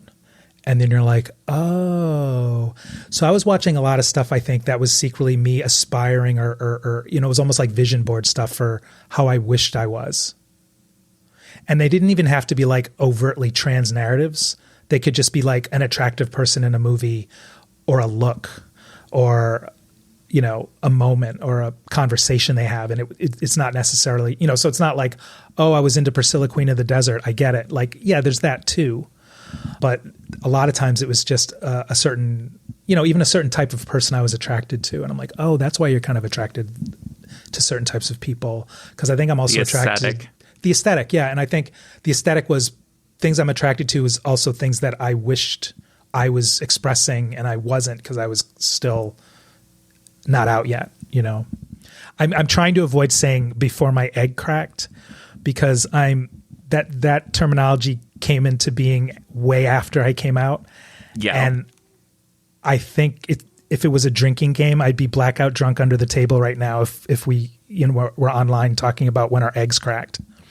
So seriously, the first year that you come out, drink every time you say my egg cracked. Yeah. Or egg. You'll be in the hospital. You'll be in the hospital in 3 days. Yep. Because everything's like, and I get it, like the volcano has erupted. Everything's a testimonial. Everything's a confessional. Everything's a, oh my God, you're like manic with like, you're catching up to all the revelations that you've been repressing. I get it. I did that, I just didn't have language for it. And I'm just joking. If it was around when I came out, I'd probably be saying egg cracked all the time. So, but yeah, pre out and post out, it's really interesting to watch certain movies. Also, a lot of movies that are like really misogynistic, but they still stick with you. And you're like, oh, they're misogynistic. And I'm sort of identifying with the people that are the targets of that misogyny because I feel that way, or I'm now experiencing that. But I sorted out to get back to it, one of the things I sorted out early, and I spent some time thinking about it when I came out, was, do I want to transition? It was never a question of I'm too old, and I felt like it took me so long to come out. It was like early 30s, but I spent a lot of time being like, okay, do I want to transition? What's going on? Like trying to interrogate that. And I decided, I was like, no, I don't, that's not part of who I am. Yeah. And there are days that's really hard for me, because there are definitely times I feel less included in conversations because I can't talk about, taking hormones or getting shots or asking people about where to get this and that done, or any of the things that are happening to people that are kind of coming out and transitioning. I don't, that doesn't happen to me. And at the same time, I'm not a drag queen, and I get that a lot at shows as a host. And I use the word drag. So that's probably confusing, because I'll just say, oh, it's quicker for me to say, oh, I'm doing a show as Tiffany, or I'll sometimes say, oh, I need an hour to like get in drag, you know? Because that's quicker to identify who you're going to meet tonight, you know? So Exactly. it can be really confusing. But I mean, I also think, and this is, you talked about this, you don't ever work it out and then go, oh, well, that's sorted, and then just do this with your hands and be like, oh, all set. I nailed it. I mean, there's always, you know, I think if you're trans, right? And yeah, I get that transitionally there are moments where maybe somebody fully transitions and then they identify she, her, and I don't know if that makes them not trans anymore or not. I don't know. But like, I know that every day I'm reinterrogating like how I feel gender wise on any given day. Like non-binary doesn't mean non-gender for me, I guess is what I'm saying, you know? And there are days that I think, I mean, my first PAX was hilarious because the Friday day one I was there, I was not done up as Tiffany. I was, you know, not in drag. And I ran into everybody that I know online and nobody knew who I was. Nobody knew. And I was so nervous because I'd never met any of these people that I didn't really identify myself either.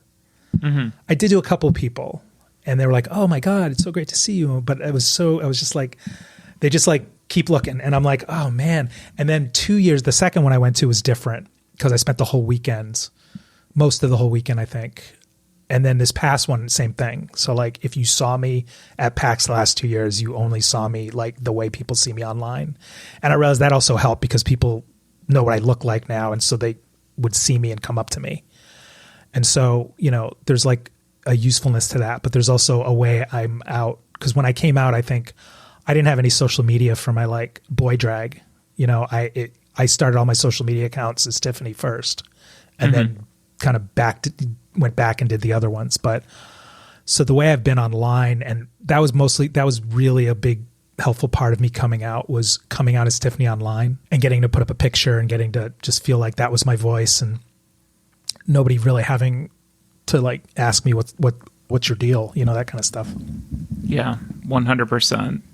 And I think those experiences are great for people to hear because so much you hear now is just the binary and, you know, all the laws that are coming out and the horrendous things that are happening. It's really still stuck in that binary. And I think a lot of non-binary people get erased and they aren't included, you know, in people advocating for spaces. And speaking of spaces, we're going to get into the next topic. So, okay, this is all. I tried. This is good. This is a good seg. I tried to create a good one. So one of the things that you really talk about a lot is creating good, safe, friendly, both online and in-person spaces for people.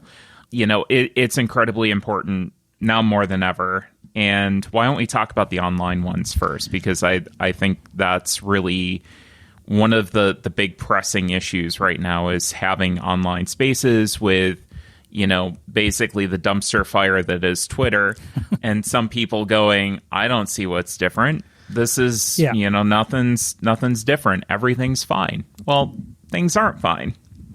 Yeah.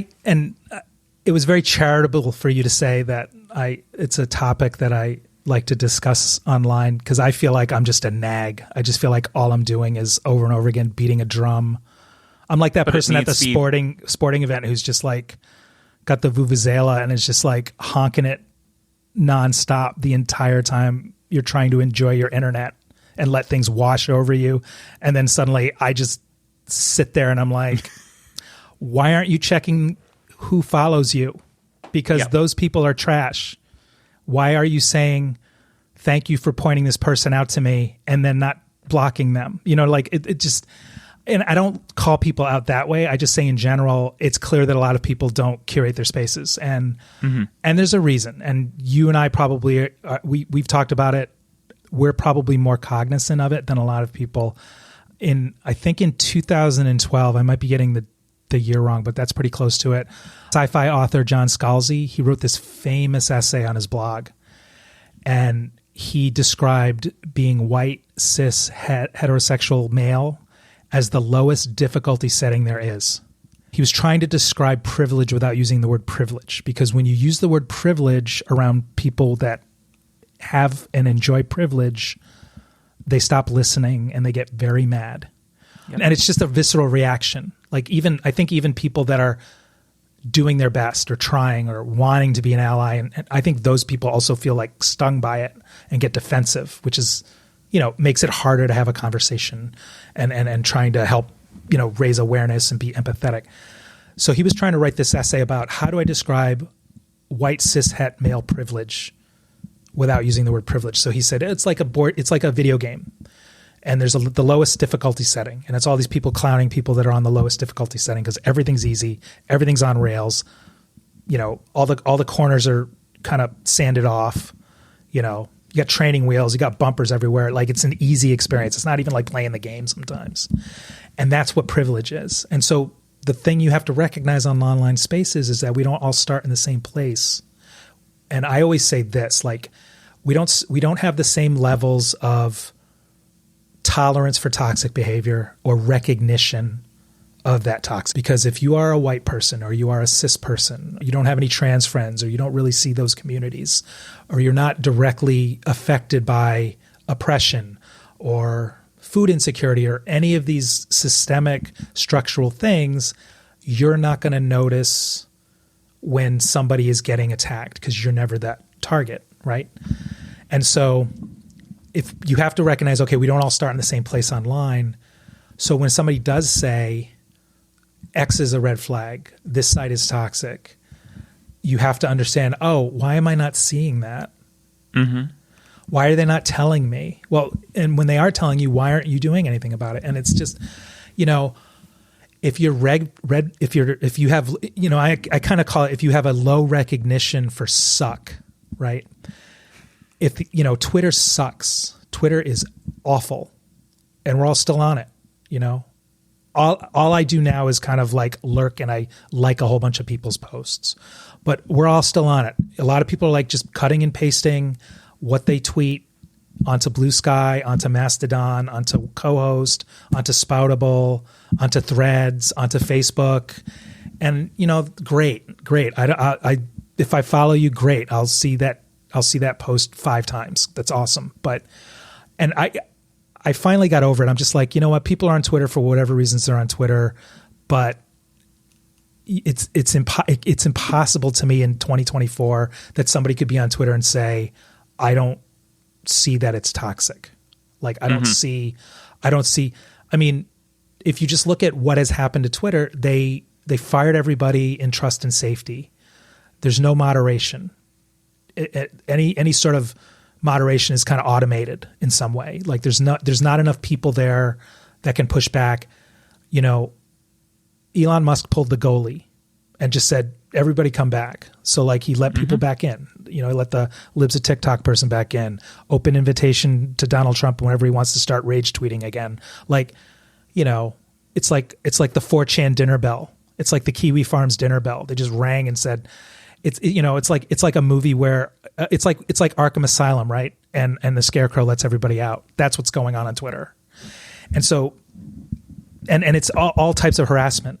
It's going after disabled people. It's going after Black people, Hispanic, Latin people. It's going after indigenous people. It's going after people of color. It's going after trans people. It's going after women, And so being in these spaces, you have to recognize that, yeah, we don't all start in the same place, and we don't all get harassed in equal amounts. So sometimes people can just see that and be like, oh, that's garbage, I'm just going to skip it. But they don't need to take action on it. Because it doesn't affect them. They're not the target of what it is. They don't know what the account is. Maybe they mute it. Maybe they block it. But a lot of people are just like, just let it wash over me with the fire hose that's Twitter. Or they complain that there's too many ads. And I'm like, there's not only too many ads, there's too many Nazis. But you don't complain about the Nazis. Or you complain, but you're still on Twitter. And I get there are people that need Twitter. And I'm honestly, virtually the only reason I'm still on there is because there's populations that still need Twitter because there's no other online spaces right now that they can go and get the same traction even as Twitter has gotten worse and they're not as effective. Like people that are sharing mutual aid, people that are organizing unions, people that are organizing rallies, sex workers. There's very few spaces online that aren't where sex workers or that industry aren't getting banned all over the place. They're not welcome on Threads. They're not welcome on Instagram. They're not welcome on Facebook. They're not welcome in a lot of places. So they have to still be on Twitter because that's where all their people are still, even though it's garbage and the algorithm keeps changing overnight, So when I beat this drum and I'm like, you need to curate your spaces, I don't think it's hard. Like I'm on Blue Sky pretty much exclusively, that and Mastodon, in terms of posting and really following it. And what was great about that is we all started with no people, but we have like 10 years of experience of seeing how crappy Twitter is. So this isn't like Twitter in like 2009 or whenever it spun up. It's Twitter 20 years later, or 15 years later, and we know how crappy it is and the type of bad faith, bad actors there are. We should be able to read those people coming a mile away. And yet people are just like, whatever. And there are definitely people that like, I think the people that really enrage me are the ones that are like, when I post, hey, FYI, Jordan Peterson is on Blue Sky, maybe you should proactively block him. And then people like, oh, wow, I had no idea like that was happening. Or you post, I've done this before. I'm like, oh, this guy in the board game industry, this happened. He's kind of trash. Here are the receipts. And then people are like, oh my God, I had no idea. And I'm like, okay, now you do. So please do something, right? Because then I'll check back and I'll see everybody's still following this trash bag, because it shouldn't be like, oh, we all love board games and that's what we have in common. That's not enough. Like, and when somebody follows me, and again, this is a safety thing. I've had people harass me. I've had people stalk me. I've had people try to find where I live. That stuff's all happened to me too. Thankfully, nothing that's ever gained traction where I've had to move, change my name, change my number, any of that stuff. But I mean, it's happened. And so when somebody follows me on a social media thing, I immediately go to their account. I read some of their tweets or their replies. I read who they follow and look at some of their accounts and look at some of their responses to things. I read who follows them. And then I make a determination. Okay, can I meet this person or should I just block them so they have no access to me whatsoever? Because, if it's a shared online space, you need to curate your space not just for you. You need to curate it for the access that these trash bags have to all the friends that you call friends on your feed. So if I'm following a whole bunch of people, I'm not just curating it for me. I'm curating it so they can feel comfortable speaking to me online on my feed. And I think that shared community thing has just totally gone out the window for people. But I also know, you're feeling no pain if you're a white person or a dude or a cis or a het person. That's like, oh, I don't care. And those are the people that always brag, I've only ever blocked like 2 people in my entire life. And I'm like, well, good for you, because where you live, none of this touches you. You can't see it from your house, so it must not affect you. But, I tell people their behavior, like I may not say anything, but I see it and I remember it. And if I ever were to meet these people, I'd be like, oh, you're the person that was like, oh, I think this person's fine. Or the person that was like agreeing, liking the tweet where everybody said, this person is really bad, you should stay away from this person, or, keep, wall him off from your life and your followers. And that person, and then you're like, oh, thanks for pointing this out. And then 3 days later, you're still friends with them. Like, why? Why are you still friends with these people? Just because they have board games in their bio? So, I know this was a rant, but this is basically what I'm doing online is like not believing that people can't even do the bare minimum to curate a space they're in 15 years after experiencing how Twitter can be deployed to be a weapon against, marginalized people and people that are, easy targets. I felt like, Blue Sky was maybe a little bit of a reset button. And I'm interested, now that things have opened back up again, to see how people are handling it. it seems to be better.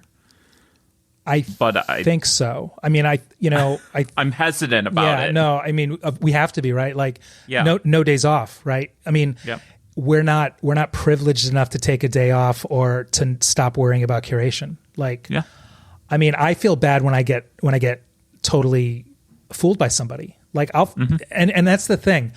I'm not. My policy isn't you're dead to me. My policy is I can't trust you enough for us to be connected. 'Cause my whole thing is, if you're 1 degree separated from a bad faith person, that's still dangerous to you and your followers and your friends, So like, and you don't, even if it's a casual reference to whatever. And I think the other thing, we're all social media savvy, and we've been beaten into submission by the Twitter algorithm to chase it. So going to Blue Sky and just adopting your Twitter persona as if it's exactly like Twitter on Blue Sky is wrong. Yep. And so there's sort of this backlash on Blue Sky right now where people are annoyed about people, and I'm one of them, that say there's no bad reason to block somebody. Like, there isn't. Like, even people that are Nazis block people. And I'm happy with that. Like, if I get blocked by somebody, the great thing about Blue Sky is I'll never know it. Because they don't even come up in a search. It's like like I've literally asked about certain accounts and been like, are they on Blue Sky? And they're like, oh yeah. And I'm like, oh my God, they blocked me. Great. So then I try to find them so I can block them back if possible. Otherwise I'm like, great. Cause I just don't want people to unblock me and then take a peek. Cause that was what was happening to me on Twitter a little bit with some kind of, ding dongs in the board game circles that would clearly be like, block me, but unblock me to see what I was up to, and then immediately subtweet me. Then block you again. Or they have a couple of friends that are friends with me and report back, and I'm like, oh my God, I'm so past that now. Like, Twitter's so exhausting. So Blue Sky isn't exhausting like that. But the cool thing about Blue Sky and this whole block conversation is we're not in year 1 of Twitter. We're in year 15 on a new platform where we can reboot. So yeah, if you are bringing me reply guy energy, I'm going to block you. If you're like blue wave, I'm going to block. Like, if you're just, there's no bad reason for me to block people other than I never want to see it on my feed. And even the ways that people interact with each other, they forget that they're talking to a person. I block those people. Yep. It's a lot of learned behaviors from Twitter that are really toxic, and people just cut and paste them in. People that write Twitter refugee in their bio, I know everything about you when you do that, and I can block you, and nothing of value will be lost. Because that, why are you referring to yourself as a refugee in the year of our Lord 2024 when all this stuff's happening in the world and there are actual refugees, and you're using that kind of term to describe yourself as somebody that used to be on Twitter? So it's exactly. And I think the other thing about social media, especially Twitter, TikTok, Blue Sky, all these platforms, people forget there's only about 10%. They only have it's 1% of the 10% accounts that are active use it. It's such a small pond, and people don't realize that. Issues come in that are serious, but it's still a very, very small pond. So starting from scratch on Blue Sky and curating it early before you spin up to 1,000 people or more. When I see, I mute most accounts that have more than 2,000 people, because already you can tell they're not paying attention to who's adding them. Oh yeah. And the way you are online when you hit that tipping point is totally different. You're just a megaphone. You're no longer having conversations with people. You're basically like a parasocial. You're like the object of a parasocial relationship with somebody. So, I mean, I go the opposite way though. I mean, and it works. Blocking people works. People hate that it works, and they get offended. And there's some people that hang on to this idea that they believe the idea that Musk is putting out there that it's a digital town square. Who made you mayor of Twitter? You're right. under no obligation to let every single take come through without a block or a mute. Like, that is not your responsibility. You're not there to both sides the discourse, So like, be there to make it entertaining for yourself while you're scrolling, while you're sitting on the toilet, but make it safer for your friends, I don't know. That's, again, I just summarized everything I do online. So you no longer have to follow me online, because this is all I do is I retweet this stuff.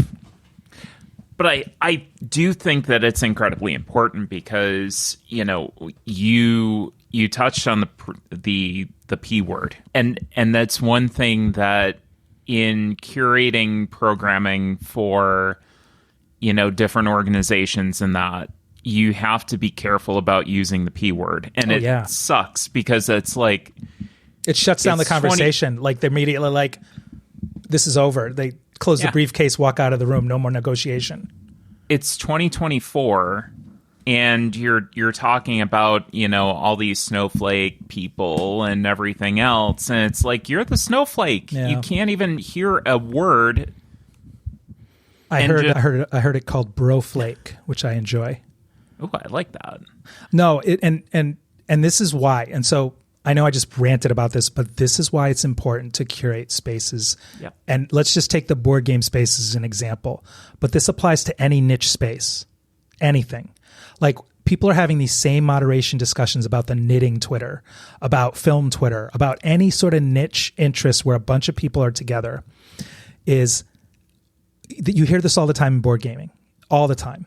Board Game Geek comments, online, casual, tossed out things where somebody's like, I'm at a con. I was at PAX and I heard this twice from somebody, and they just stated it like it was fact. They're like, yeah, it's just because, they just kind of nodded. I don't even know what the conversation was, but it was just like, yeah, it's just that women aren't really into board games. That's why there's not as many women here as men. And I was like, excuse me? But this is the reason why people that have a low recognition for what sucks and have they're not skilled at identifying red flags, and they have a high tolerance for toxicity, because if you're a white cishet male and other white cishet males are being trash, you can deal with it because they're not going to affect you. So you just ignore them. You literally are just like, okay, whatever, dude. And that's it. You don't try to address it. You don't try to de-escalate. You don't try to point it out. You don't try to look around the room and see if there's anybody that needs help. You're just like, okay, bro. And so that's why this stereotype is perpetuated. Oh, I went to my board game night and everybody there is a white dude. I guess chicks don't like board games. That's not it. They go to the meetup, they pop in, they look around, they see everybody in the room's a white dude, and they walk out. That's what happens. So you can't just be like, we're here. It's just that I guess the women don't like to play. It's not that. It's clear that you have not tried to make this a diverse space. You have not done the work to do it. Because if your idea is that it'll just take care of itself, diversity, that's not true. That's never true. The default is always to lean into not being diverse, because that's inertia. That's just sitting and letting it just slide down, back to that point, because it's actually an unnatural thing. Like in New York City, I think if you take all the non-white populations that live in the city combined, it's like 60% of the city. So that means like, less than 40%, like 35% are white people. So the white people are a minority in New York City. But you wouldn't know it. And that's because white people have more privilege. They have more run of the place. They get more opportunities. But when you walk into a space and you're a white person and you're a male and you're cis and you're het and everybody else is the same, that should be a red flag to you and say, why aren't there anybody else that doesn't look like me in this room? I mean, unless you're a Klan member, then you're like, well, that's why. But I mean, other than that, right? Well, why is that? Well, maybe we're not really trying to, like, do your white friends have friends that aren't white? Like that's an old thing, right? Does your black friend have a black friend? Does your trans friend have a trans friend? Because then it's not tokenism either. It's not like I have, Tiffany's at our meetup and the rest of it's like dudes, like that's not useful. That's not helping. That's not being diverse and inclusive. I mean, unless you're trying and that's your first step, I might give you some slack. But I mean, and this is the thing, and I think you know this. We see what's happening in the world, right? We see what's happening to trans people and non-binary people. They don't want us outdoors, breathing air, taking space, and being visible. It's on purpose. We are banging this drum, and we've been telling people this since 2016, earlier than that this is a coordinated effort to do this, to discourage us from existing, to put it mildly. And so we can't do it by ourselves because we have been doing it by ourselves. So we need the help of allies. So when you're in a board game space and it's all dudes like you, that's when you need to be like, okay, what can we do here to help bring other people in? And I think that takes work. That's not fun. That's not just shrugging it off and saying, let's just get back to it. So I think that's what's really challenging about it. But you need to start thinking about it that way, and then be more mindful and empathetic to the fact that the default setting is not diversity. So you need to work harder to make it diverse and keep it diverse. And I think once it starts getting diverse, it keeps being diverse. We talked about PAX Unplugged. That's another huge selling point for me, is how diverse it is. Well, and it's actually very funny that somebody made the comment more than once about how they can walk around PAX and say, well, I guess women just don't like board games. I know. It's hysterical that somebody could actually, with a straight face, say that. It's like muscle memory, right? It's like a talking point. It's just you're repeating something you've heard so many times. You don't even interrogate if it's real or true. But I think PAX Unplug is super diverse, and I think it. Oh yeah. This past one. I've been going for 3 years. This past one was amazing. I was just like, I was so psyched, and it wasn't just if you go into the diversity lounge or if you kind of lean into the Rose Gauntlet Foundation was there and their presence was very celebrating diversity and stuff. So it wasn't just when you went to those spaces; it was everywhere. It was It's because a lot of the PAX Unplugged volunteers and staff are also diverse, and diversity starts at the top and it trickles down. It's never going to be like curated, naturally by itself. So it's like, and it's not hard to do it. It's just you have to want to do it. You have to want those audiences there, and there's still big circles of the board game community that don't want those. They don't want the hassle. They don't want to do the work. They think it'll take care of itself. And so we're still going to continue to hear these things like, I don't know. You could do a whole show about all the board game cliches on Board Game Geek. Oh yeah. Like, I tried to get my wife to play this, but all she wants to play is Wingspan because that's a chick's game. Like all that stuff. It's unbelievable, the stuff that happens over there. Like I should make a bingo card of all like the Board Game Geek reply guys. I'm gonna, get my wife a massage today so I can go to the board game store and buy board games. And it's like, no, seriously. If you ever, maybe she enjoys them too. My wife doesn't like board games, so I'm gonna play this game solo for the 100th time. Here's my review. Mm-hmm. I don't know. It's crazy. Yeah. Anyway, it's just so wild, and I guess that kind of goes into our discussion on in-person spaces. It has to be, like you said, a coordinated effort for people to go in and say, we need more diversity. What am I going to do to help facilitate this and make sure that my spaces are diverse? The red flag for somebody who's not a minority, a person of color, or trans or whatever, their red flag has to be, this space is not diverse. And they don't have that red flag. That's not a red flag to them. Yeah. That's like comfort food. And until that changes, and then again, that's a lot of times, again, lowest difficulty setting there is. Nobody wants to rock the boat and make waves or bring it up, Oh, I don't want to be the wet blanket that says, hey, how come this place is just like not diverse, Yeah, it sucks. It kind of goes back to things I experienced pre-transition and things I experienced post-transition. I was out there going to board game meetups and stuff before I came out, and I was in these spaces all the time. And when I came out, I was like, I realized I was kind of uncomfortable a lot of time in those spaces. unless I happened across a group that was clearly a diverse group, but it wasn't like advertising, you know? It was like, oh, here's like the queer table playing like Agricola. I feel very comfortable here. It feels like a totally different experience that I'm having from everyone else in the room, you know? So it can't just be us doing it, because otherwise it's me walking into the, you know, the wall to wall like mayonnaise sausage party and saying, we need more diversity here. And again, they all get defensive. Why would they want to play a board game with somebody who's like nagging them, you know? And so, and I think that's why representation is important and visibility. And I think, you know, I love being a game show host. I love hosting parties. I love being out and about. When I first started going out, there wasn't any dedicated space where I felt I could go. So I just went to like, you know, I went to gay bars, I went to drag shows, but these other spaces I was talking about, burlesque, the burlesque scene in New York City is super diverse if you find the right part of it, and really, really queer friendly, because a lot of the performers are queer or trans or non-binary, even when I started going out, but even more and more now.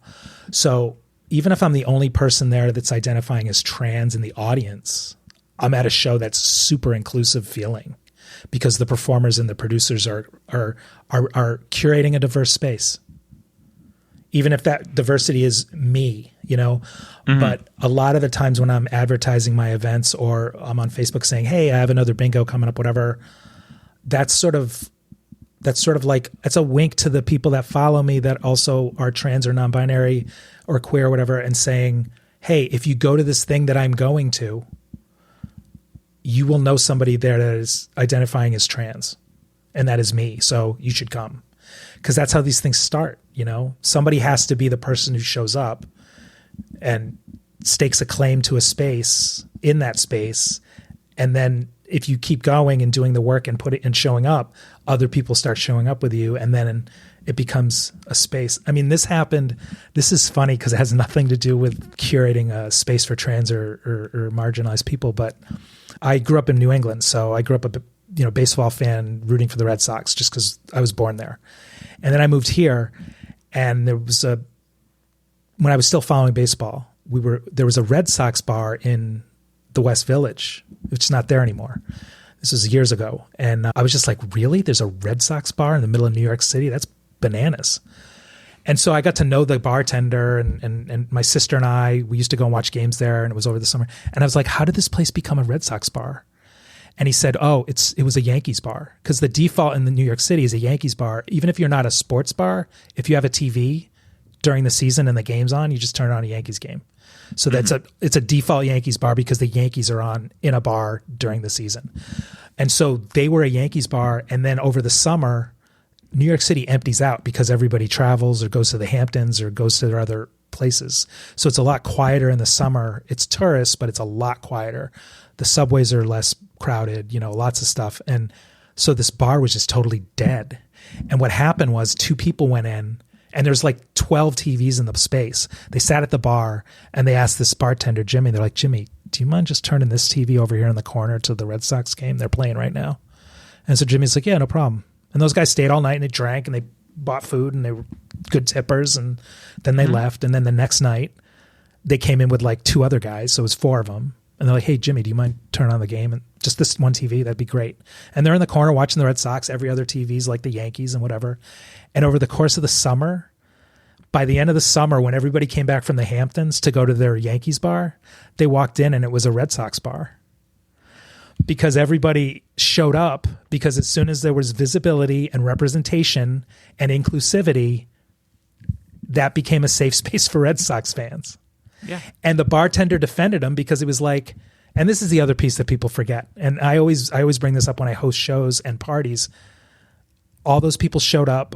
They got there early. They stayed late. They spent a lot of money, and they were good tippers. Where were you guys all summer? We need to keep the lights on in this bar. You know what I mean? And so it became a Red Sox bar, and it became like a famous Red Sox bar, because that was when I think the Red Sox finally broke the streak and won their first World Series or whatever. So it was right around that time. And then this guy left that bar and he opened up his own Red Sox bar in the East Village. That's not there anymore, but that was great. That was fun. So, I mean, that's how you do it, you know? And I think that's the other piece of why I host things it's not just for, it's mainstream event. I'm hosting a mainstream event as a queer, non-binary trans person. And that hopefully signifies to a certain community that they would be safe there, because I'm not going to curate a space for people that are trans that wouldn't feel safe at my show.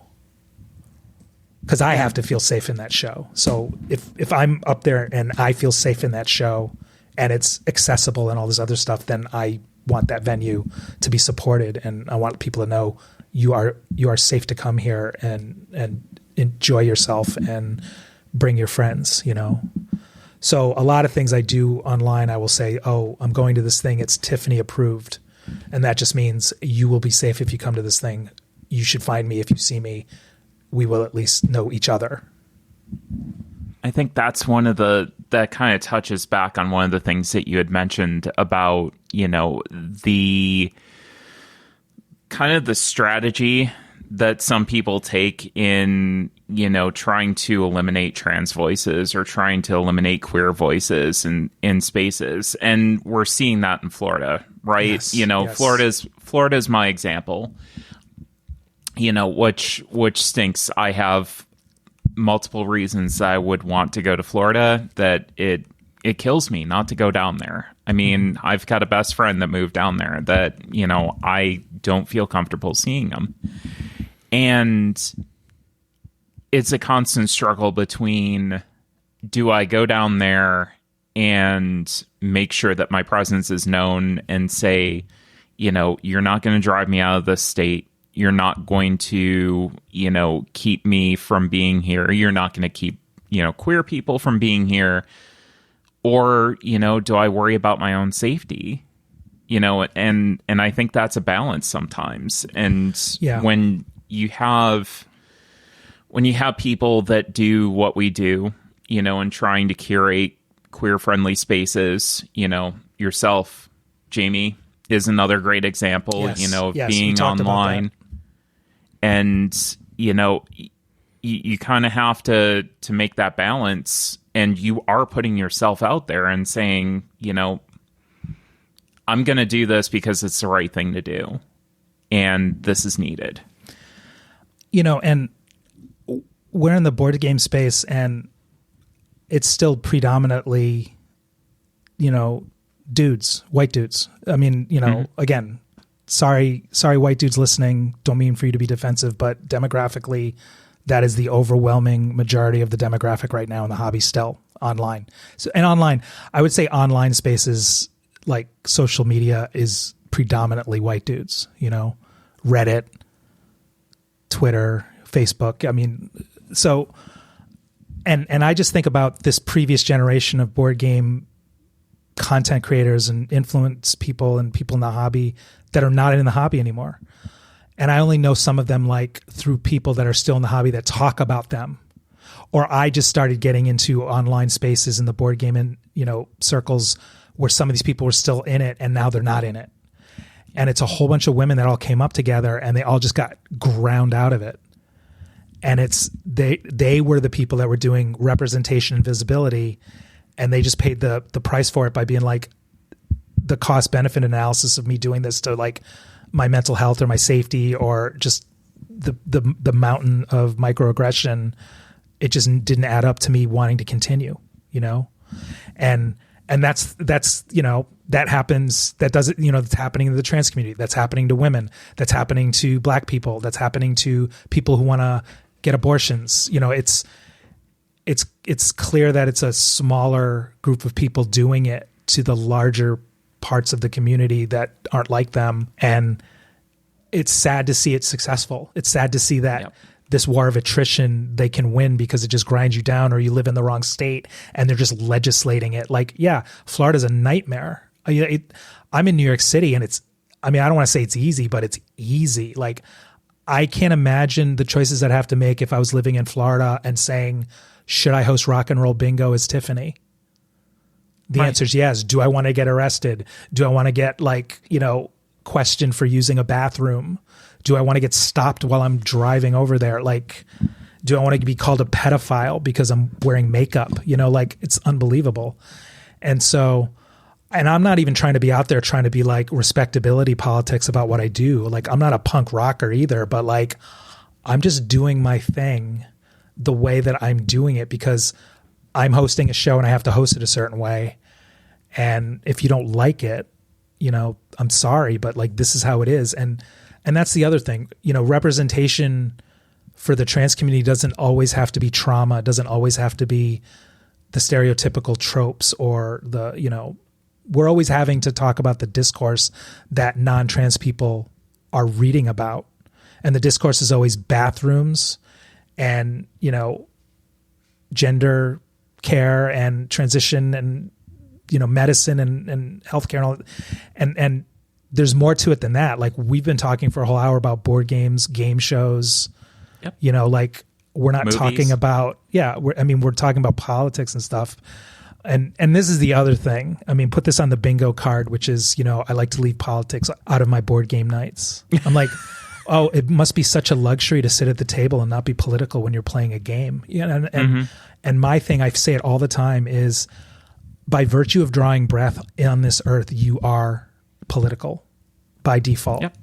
It doesn't matter. Like, I'm political because I exist and I am out here doing something. Like, regardless of what I'm doing. Like, if I'm playing Wingspan at a gaming group, it's political because I'm a trans person playing a board game.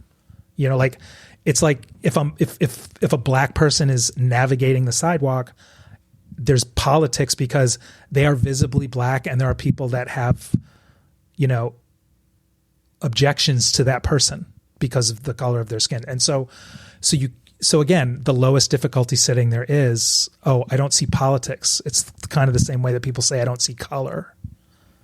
It's like, you know, you're not affected by politics at the table when you play your board games, you know, or you're cosplaying your war game, which is political, but you don't want politics at your board games. Like, make it make sense to me, you know? Yeah. Well, it doesn't. No, of course not. And that really is the thing, you know, it's this kind of cognitive dissonance of, I'm just gonna, you know, I don't want to talk about politics. It's like, well, we don't have that option. Yeah, I know. I don't have that option to leave that at the table. And I know what it used to be like to have that option. Right. And it kills me when I say, I don't have this option. I know what it's like to have it, and I know what it's like to be in your position and to not have that anymore. And for you to say that is just like mind-boggling to me. Yeah. Like, that you continue to say that and you don't process this person that's in front of you, that's sitting at your table, that's saying, you need to think about this. I mean, it's structural. It's baked in, right? And so it's muscle memory. It's often, that's why you get defensiveness and surprise sometimes when they get, I don't want to say called out, because sometimes that does feel like me pointing at somebody and yelling at them or nagging. I mean, if I do want to, you know, like kind of what you said and when you're talking about that panel, and it's like, you know, you need to talk to this person and tell them the way they handled that was not okay. That's a mild and very, very reasonable way to have that conversation. And it's a difficult conversation. Nobody likes conflict except in board games, right? Right. So they don't like real conflict. So, but it's like you want to say that to somebody and then they have all these reactions to it, but it needs to be said. Like, you need to, like, that's the only way we're going to be able to move through this. You need to recognize it, you know, like, and you know what, being defensive when somebody calls you out for having privilege, it's not your fault. I get it, you know, but you do benefit from how your circumstances landed in your life. And it's an advantage that you have. It doesn't rule out. It doesn't rule out your own struggles. It doesn't rule out if you are going through stuff either. You know, like, and I think that's the problem is people feel so defensive that they think, oh, I don't get to suffer. I don't, you know, tough things have happened to me too. And I'm like, no, that's not what we're talking about here. You know, because it happens to everybody. But what we're talking about here is, you know, your recognition of oppression and things like that is different than other people's recognition of that. And you have to admit that we all don't start in the same place. That's like step one of like curating a space, is admitting that we don't all start from the same place of safety or comfort or trust because of foundational baked in,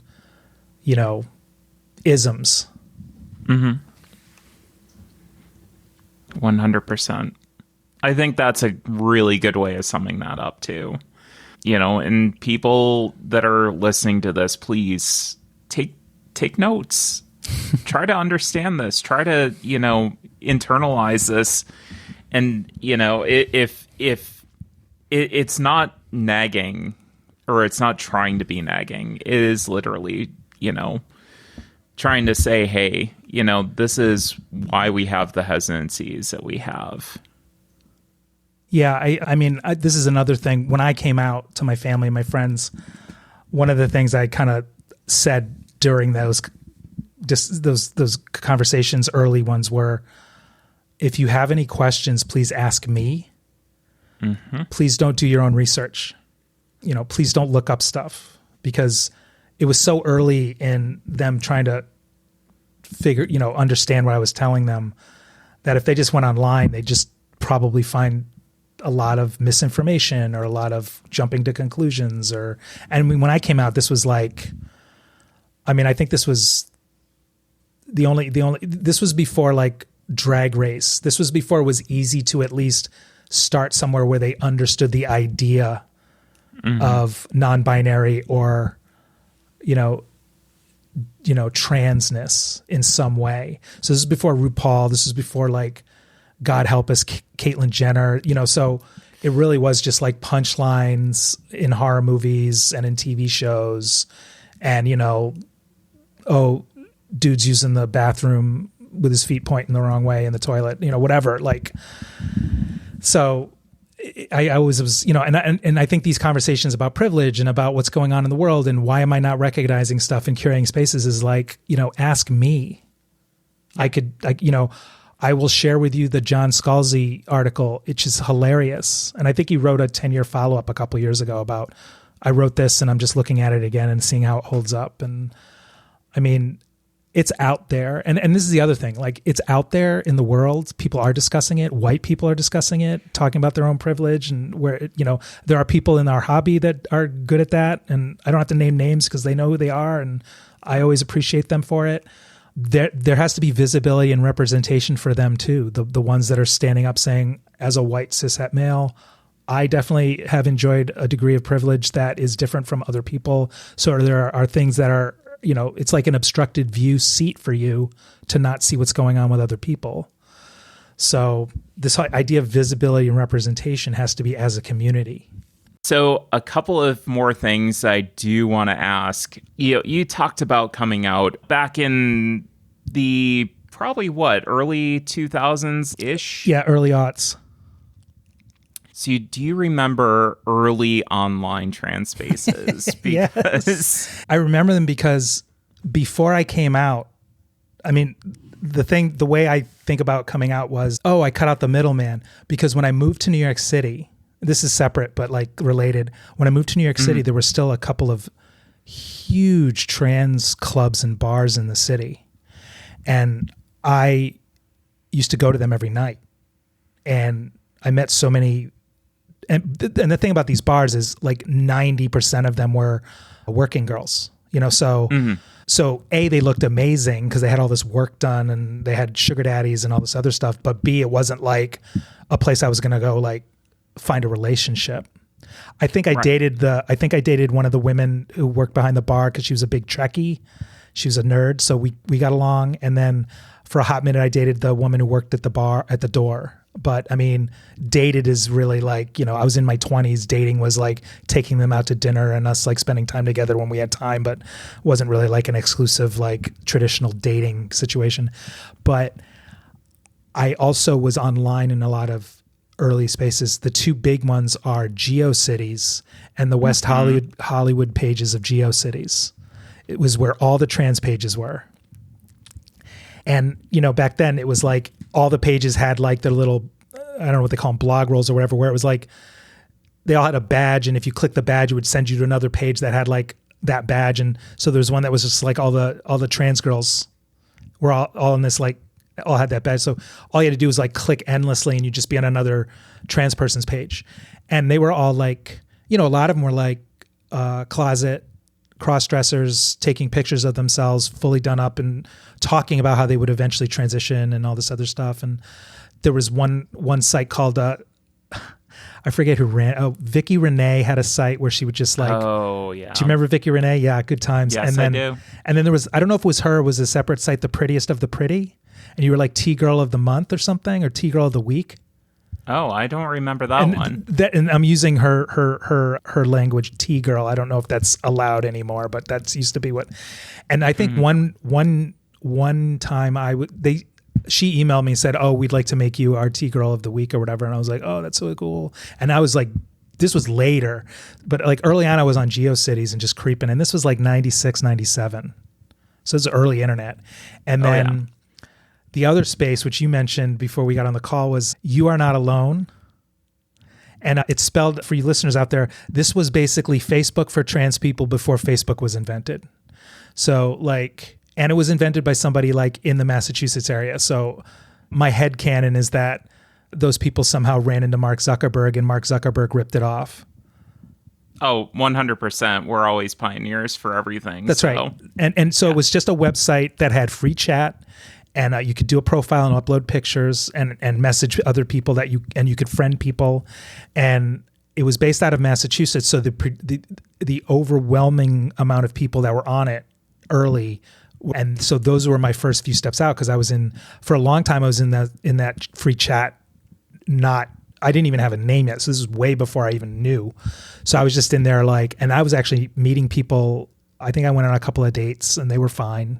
But a lot of the people in that community early on were also like closet cross-dressing. A couple of people were transitioning or wanting to, and then I was on there, and the woman that ran it was a guy and a husband and wife that ran it. Her name was Vicky. I don't know if you remember her, but she was a model. She was an early trans model and did like adult centerfold stuff and magazine stuff. And so that helped fund the site. And her husband, I met them both when I came out a few years later.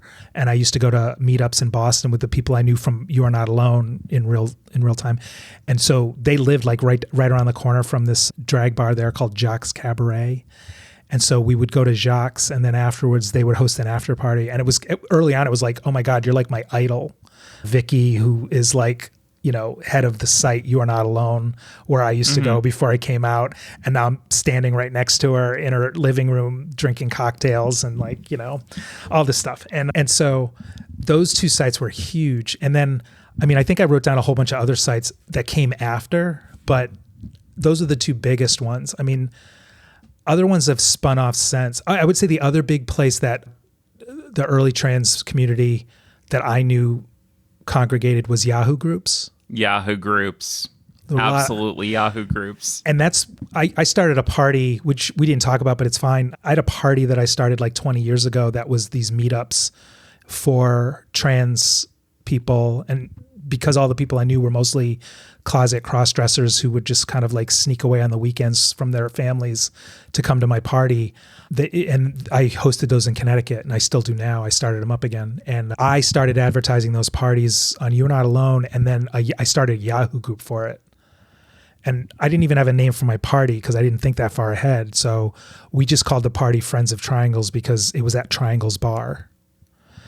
And so that Yahoo group was huge. And so when we talked about moderating and curating your spaces, I was the moderator of like a serious trans, a very specific corner of the trans community that had like, 5,000 members.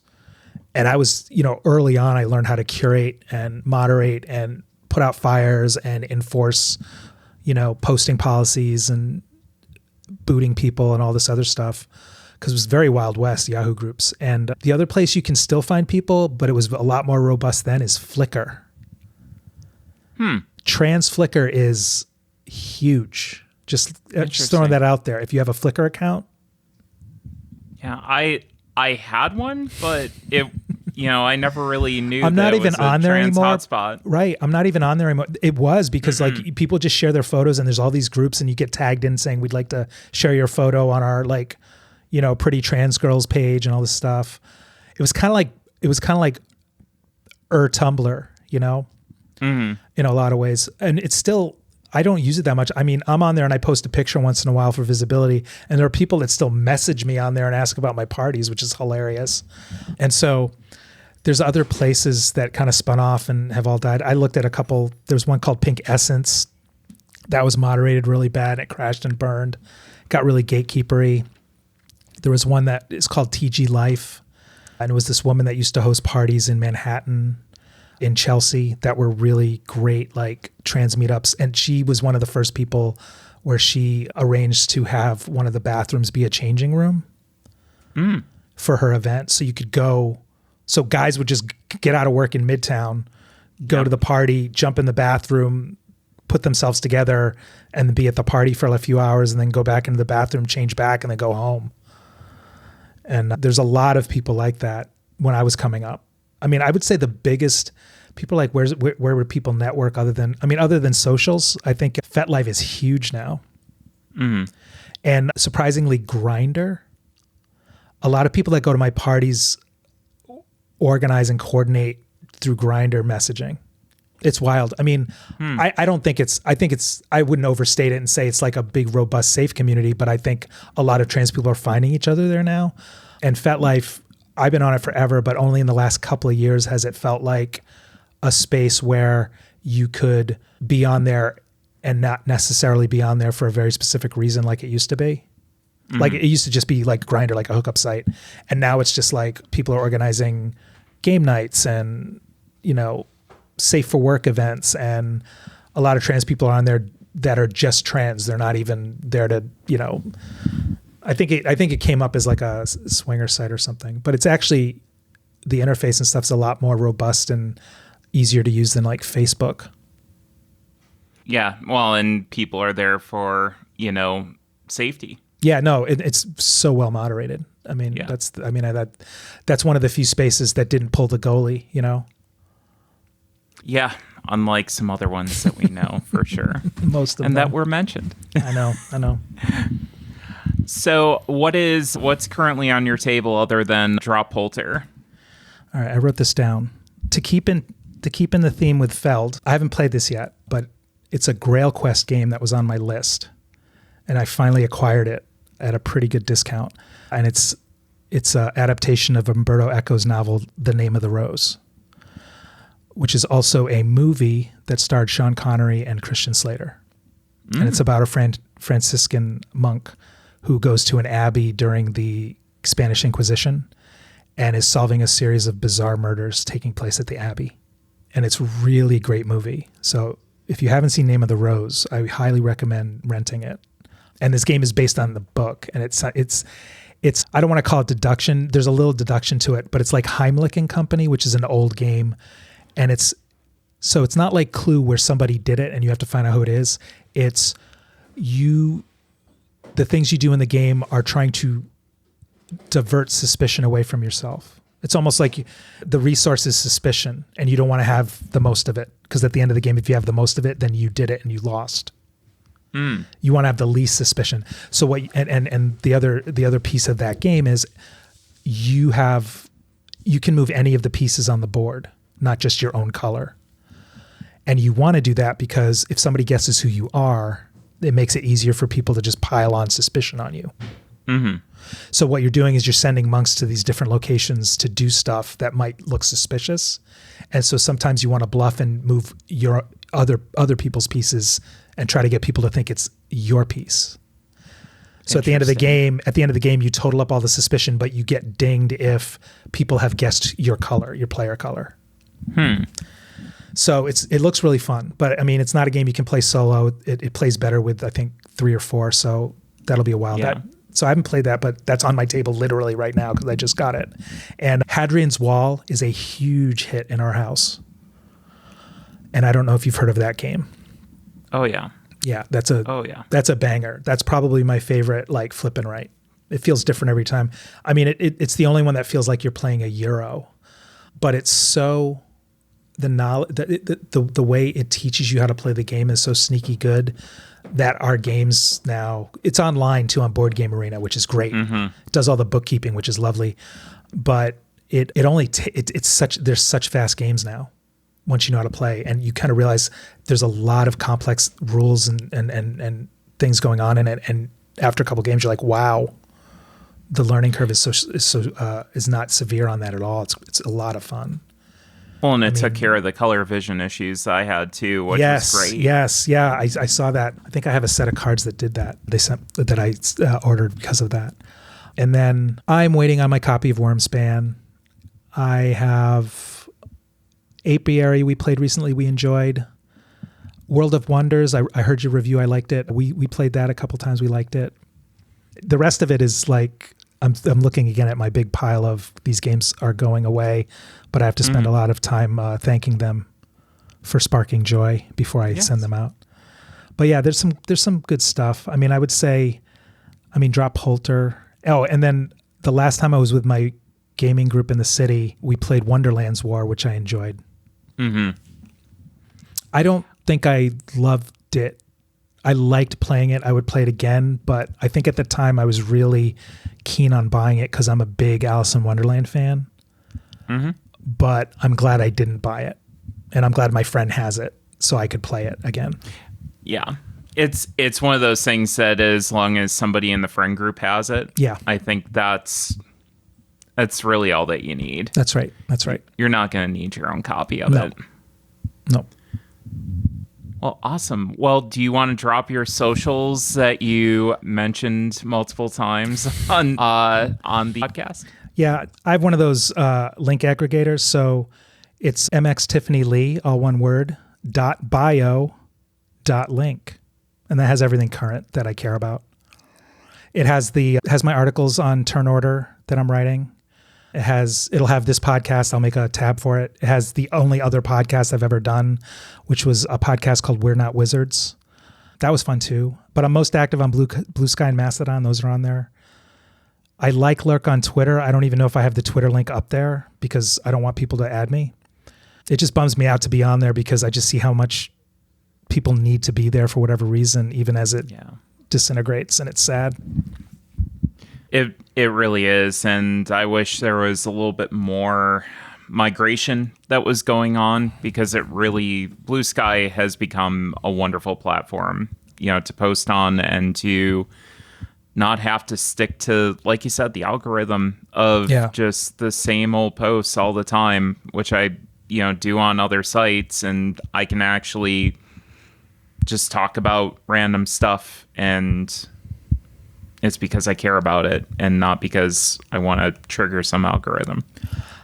I think the pinch point that'll be a challenge is the day that Twitter, like, I'm so curious now, like morbid fascination with what is the thing that people are finally going to be, this is a bridge too far for Elon Musk and Twitter. Because right now it's already been like 50 bridges too far.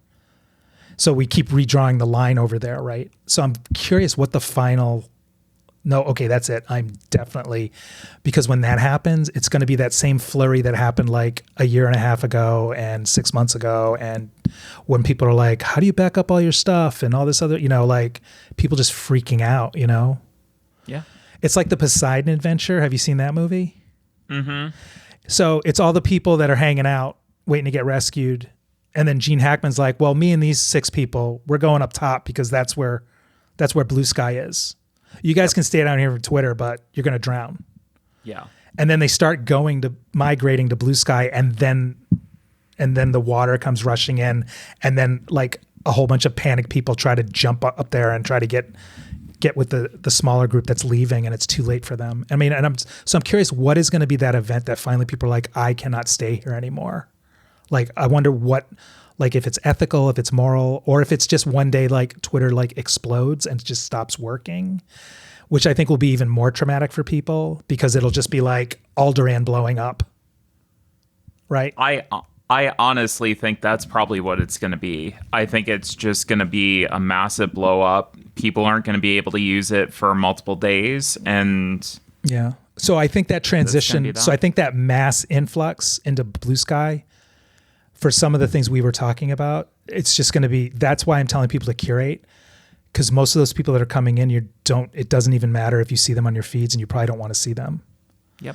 Because they're all just going to be banging around the sides, acting like it's Twitter, reply guys, you know me from Twitter, just old jokes and sarcasm stuff, and just kind of mean posting. And it's just like, it's going to be a lot. It's going to be a high volume. It's going to be harder to like keep track. So I'll be curious to see what happens when that happens. It'll be very, very, very interesting. Yeah. But I do like Blue Sky for the reasons you said. I like it so far. It's fantastic. I highly recommend. If you want to go over to Blue Sky, it is at Cardboard Time, no underscore. If you want to see me on Instagram, it's at Cardboard_time. My website is cardboardtime.com. I am on the Tabletop Express server for Discord. You can get a hold of me for an invite over there. That is also a lovely community there as well. And any questions, suggestions, or ideas for discussion topics, you can always email cardboardtime@gmail.com. Well, Tiffany, it has been absolutely fantastic having you on. This has been a great discussion, and we didn't even get to all the questions. There is a topic that we will have to discuss in the future if you want to come on again. Yeah, that'd be fun. I mean, I think that would be great. If you invite me on again, I promise I'll have a bingo card mock-up ready to present to you. Perfect. I love it. Yeah, it'll be the Board Game Geek Reply Guy bingo card. The next time I'm on the show, I'll have that prepped. Sweet. I'm looking forward to that. Awesome. And I'm not going to tell anybody what the actual content that we're going to be talking about is. We're going to keep it a surprise. Nice. Awesome. Well, again, thank you so much. And thank you, everybody, for listening. And we'll see you around the table in 2 weeks for another episode of Cardboard Time.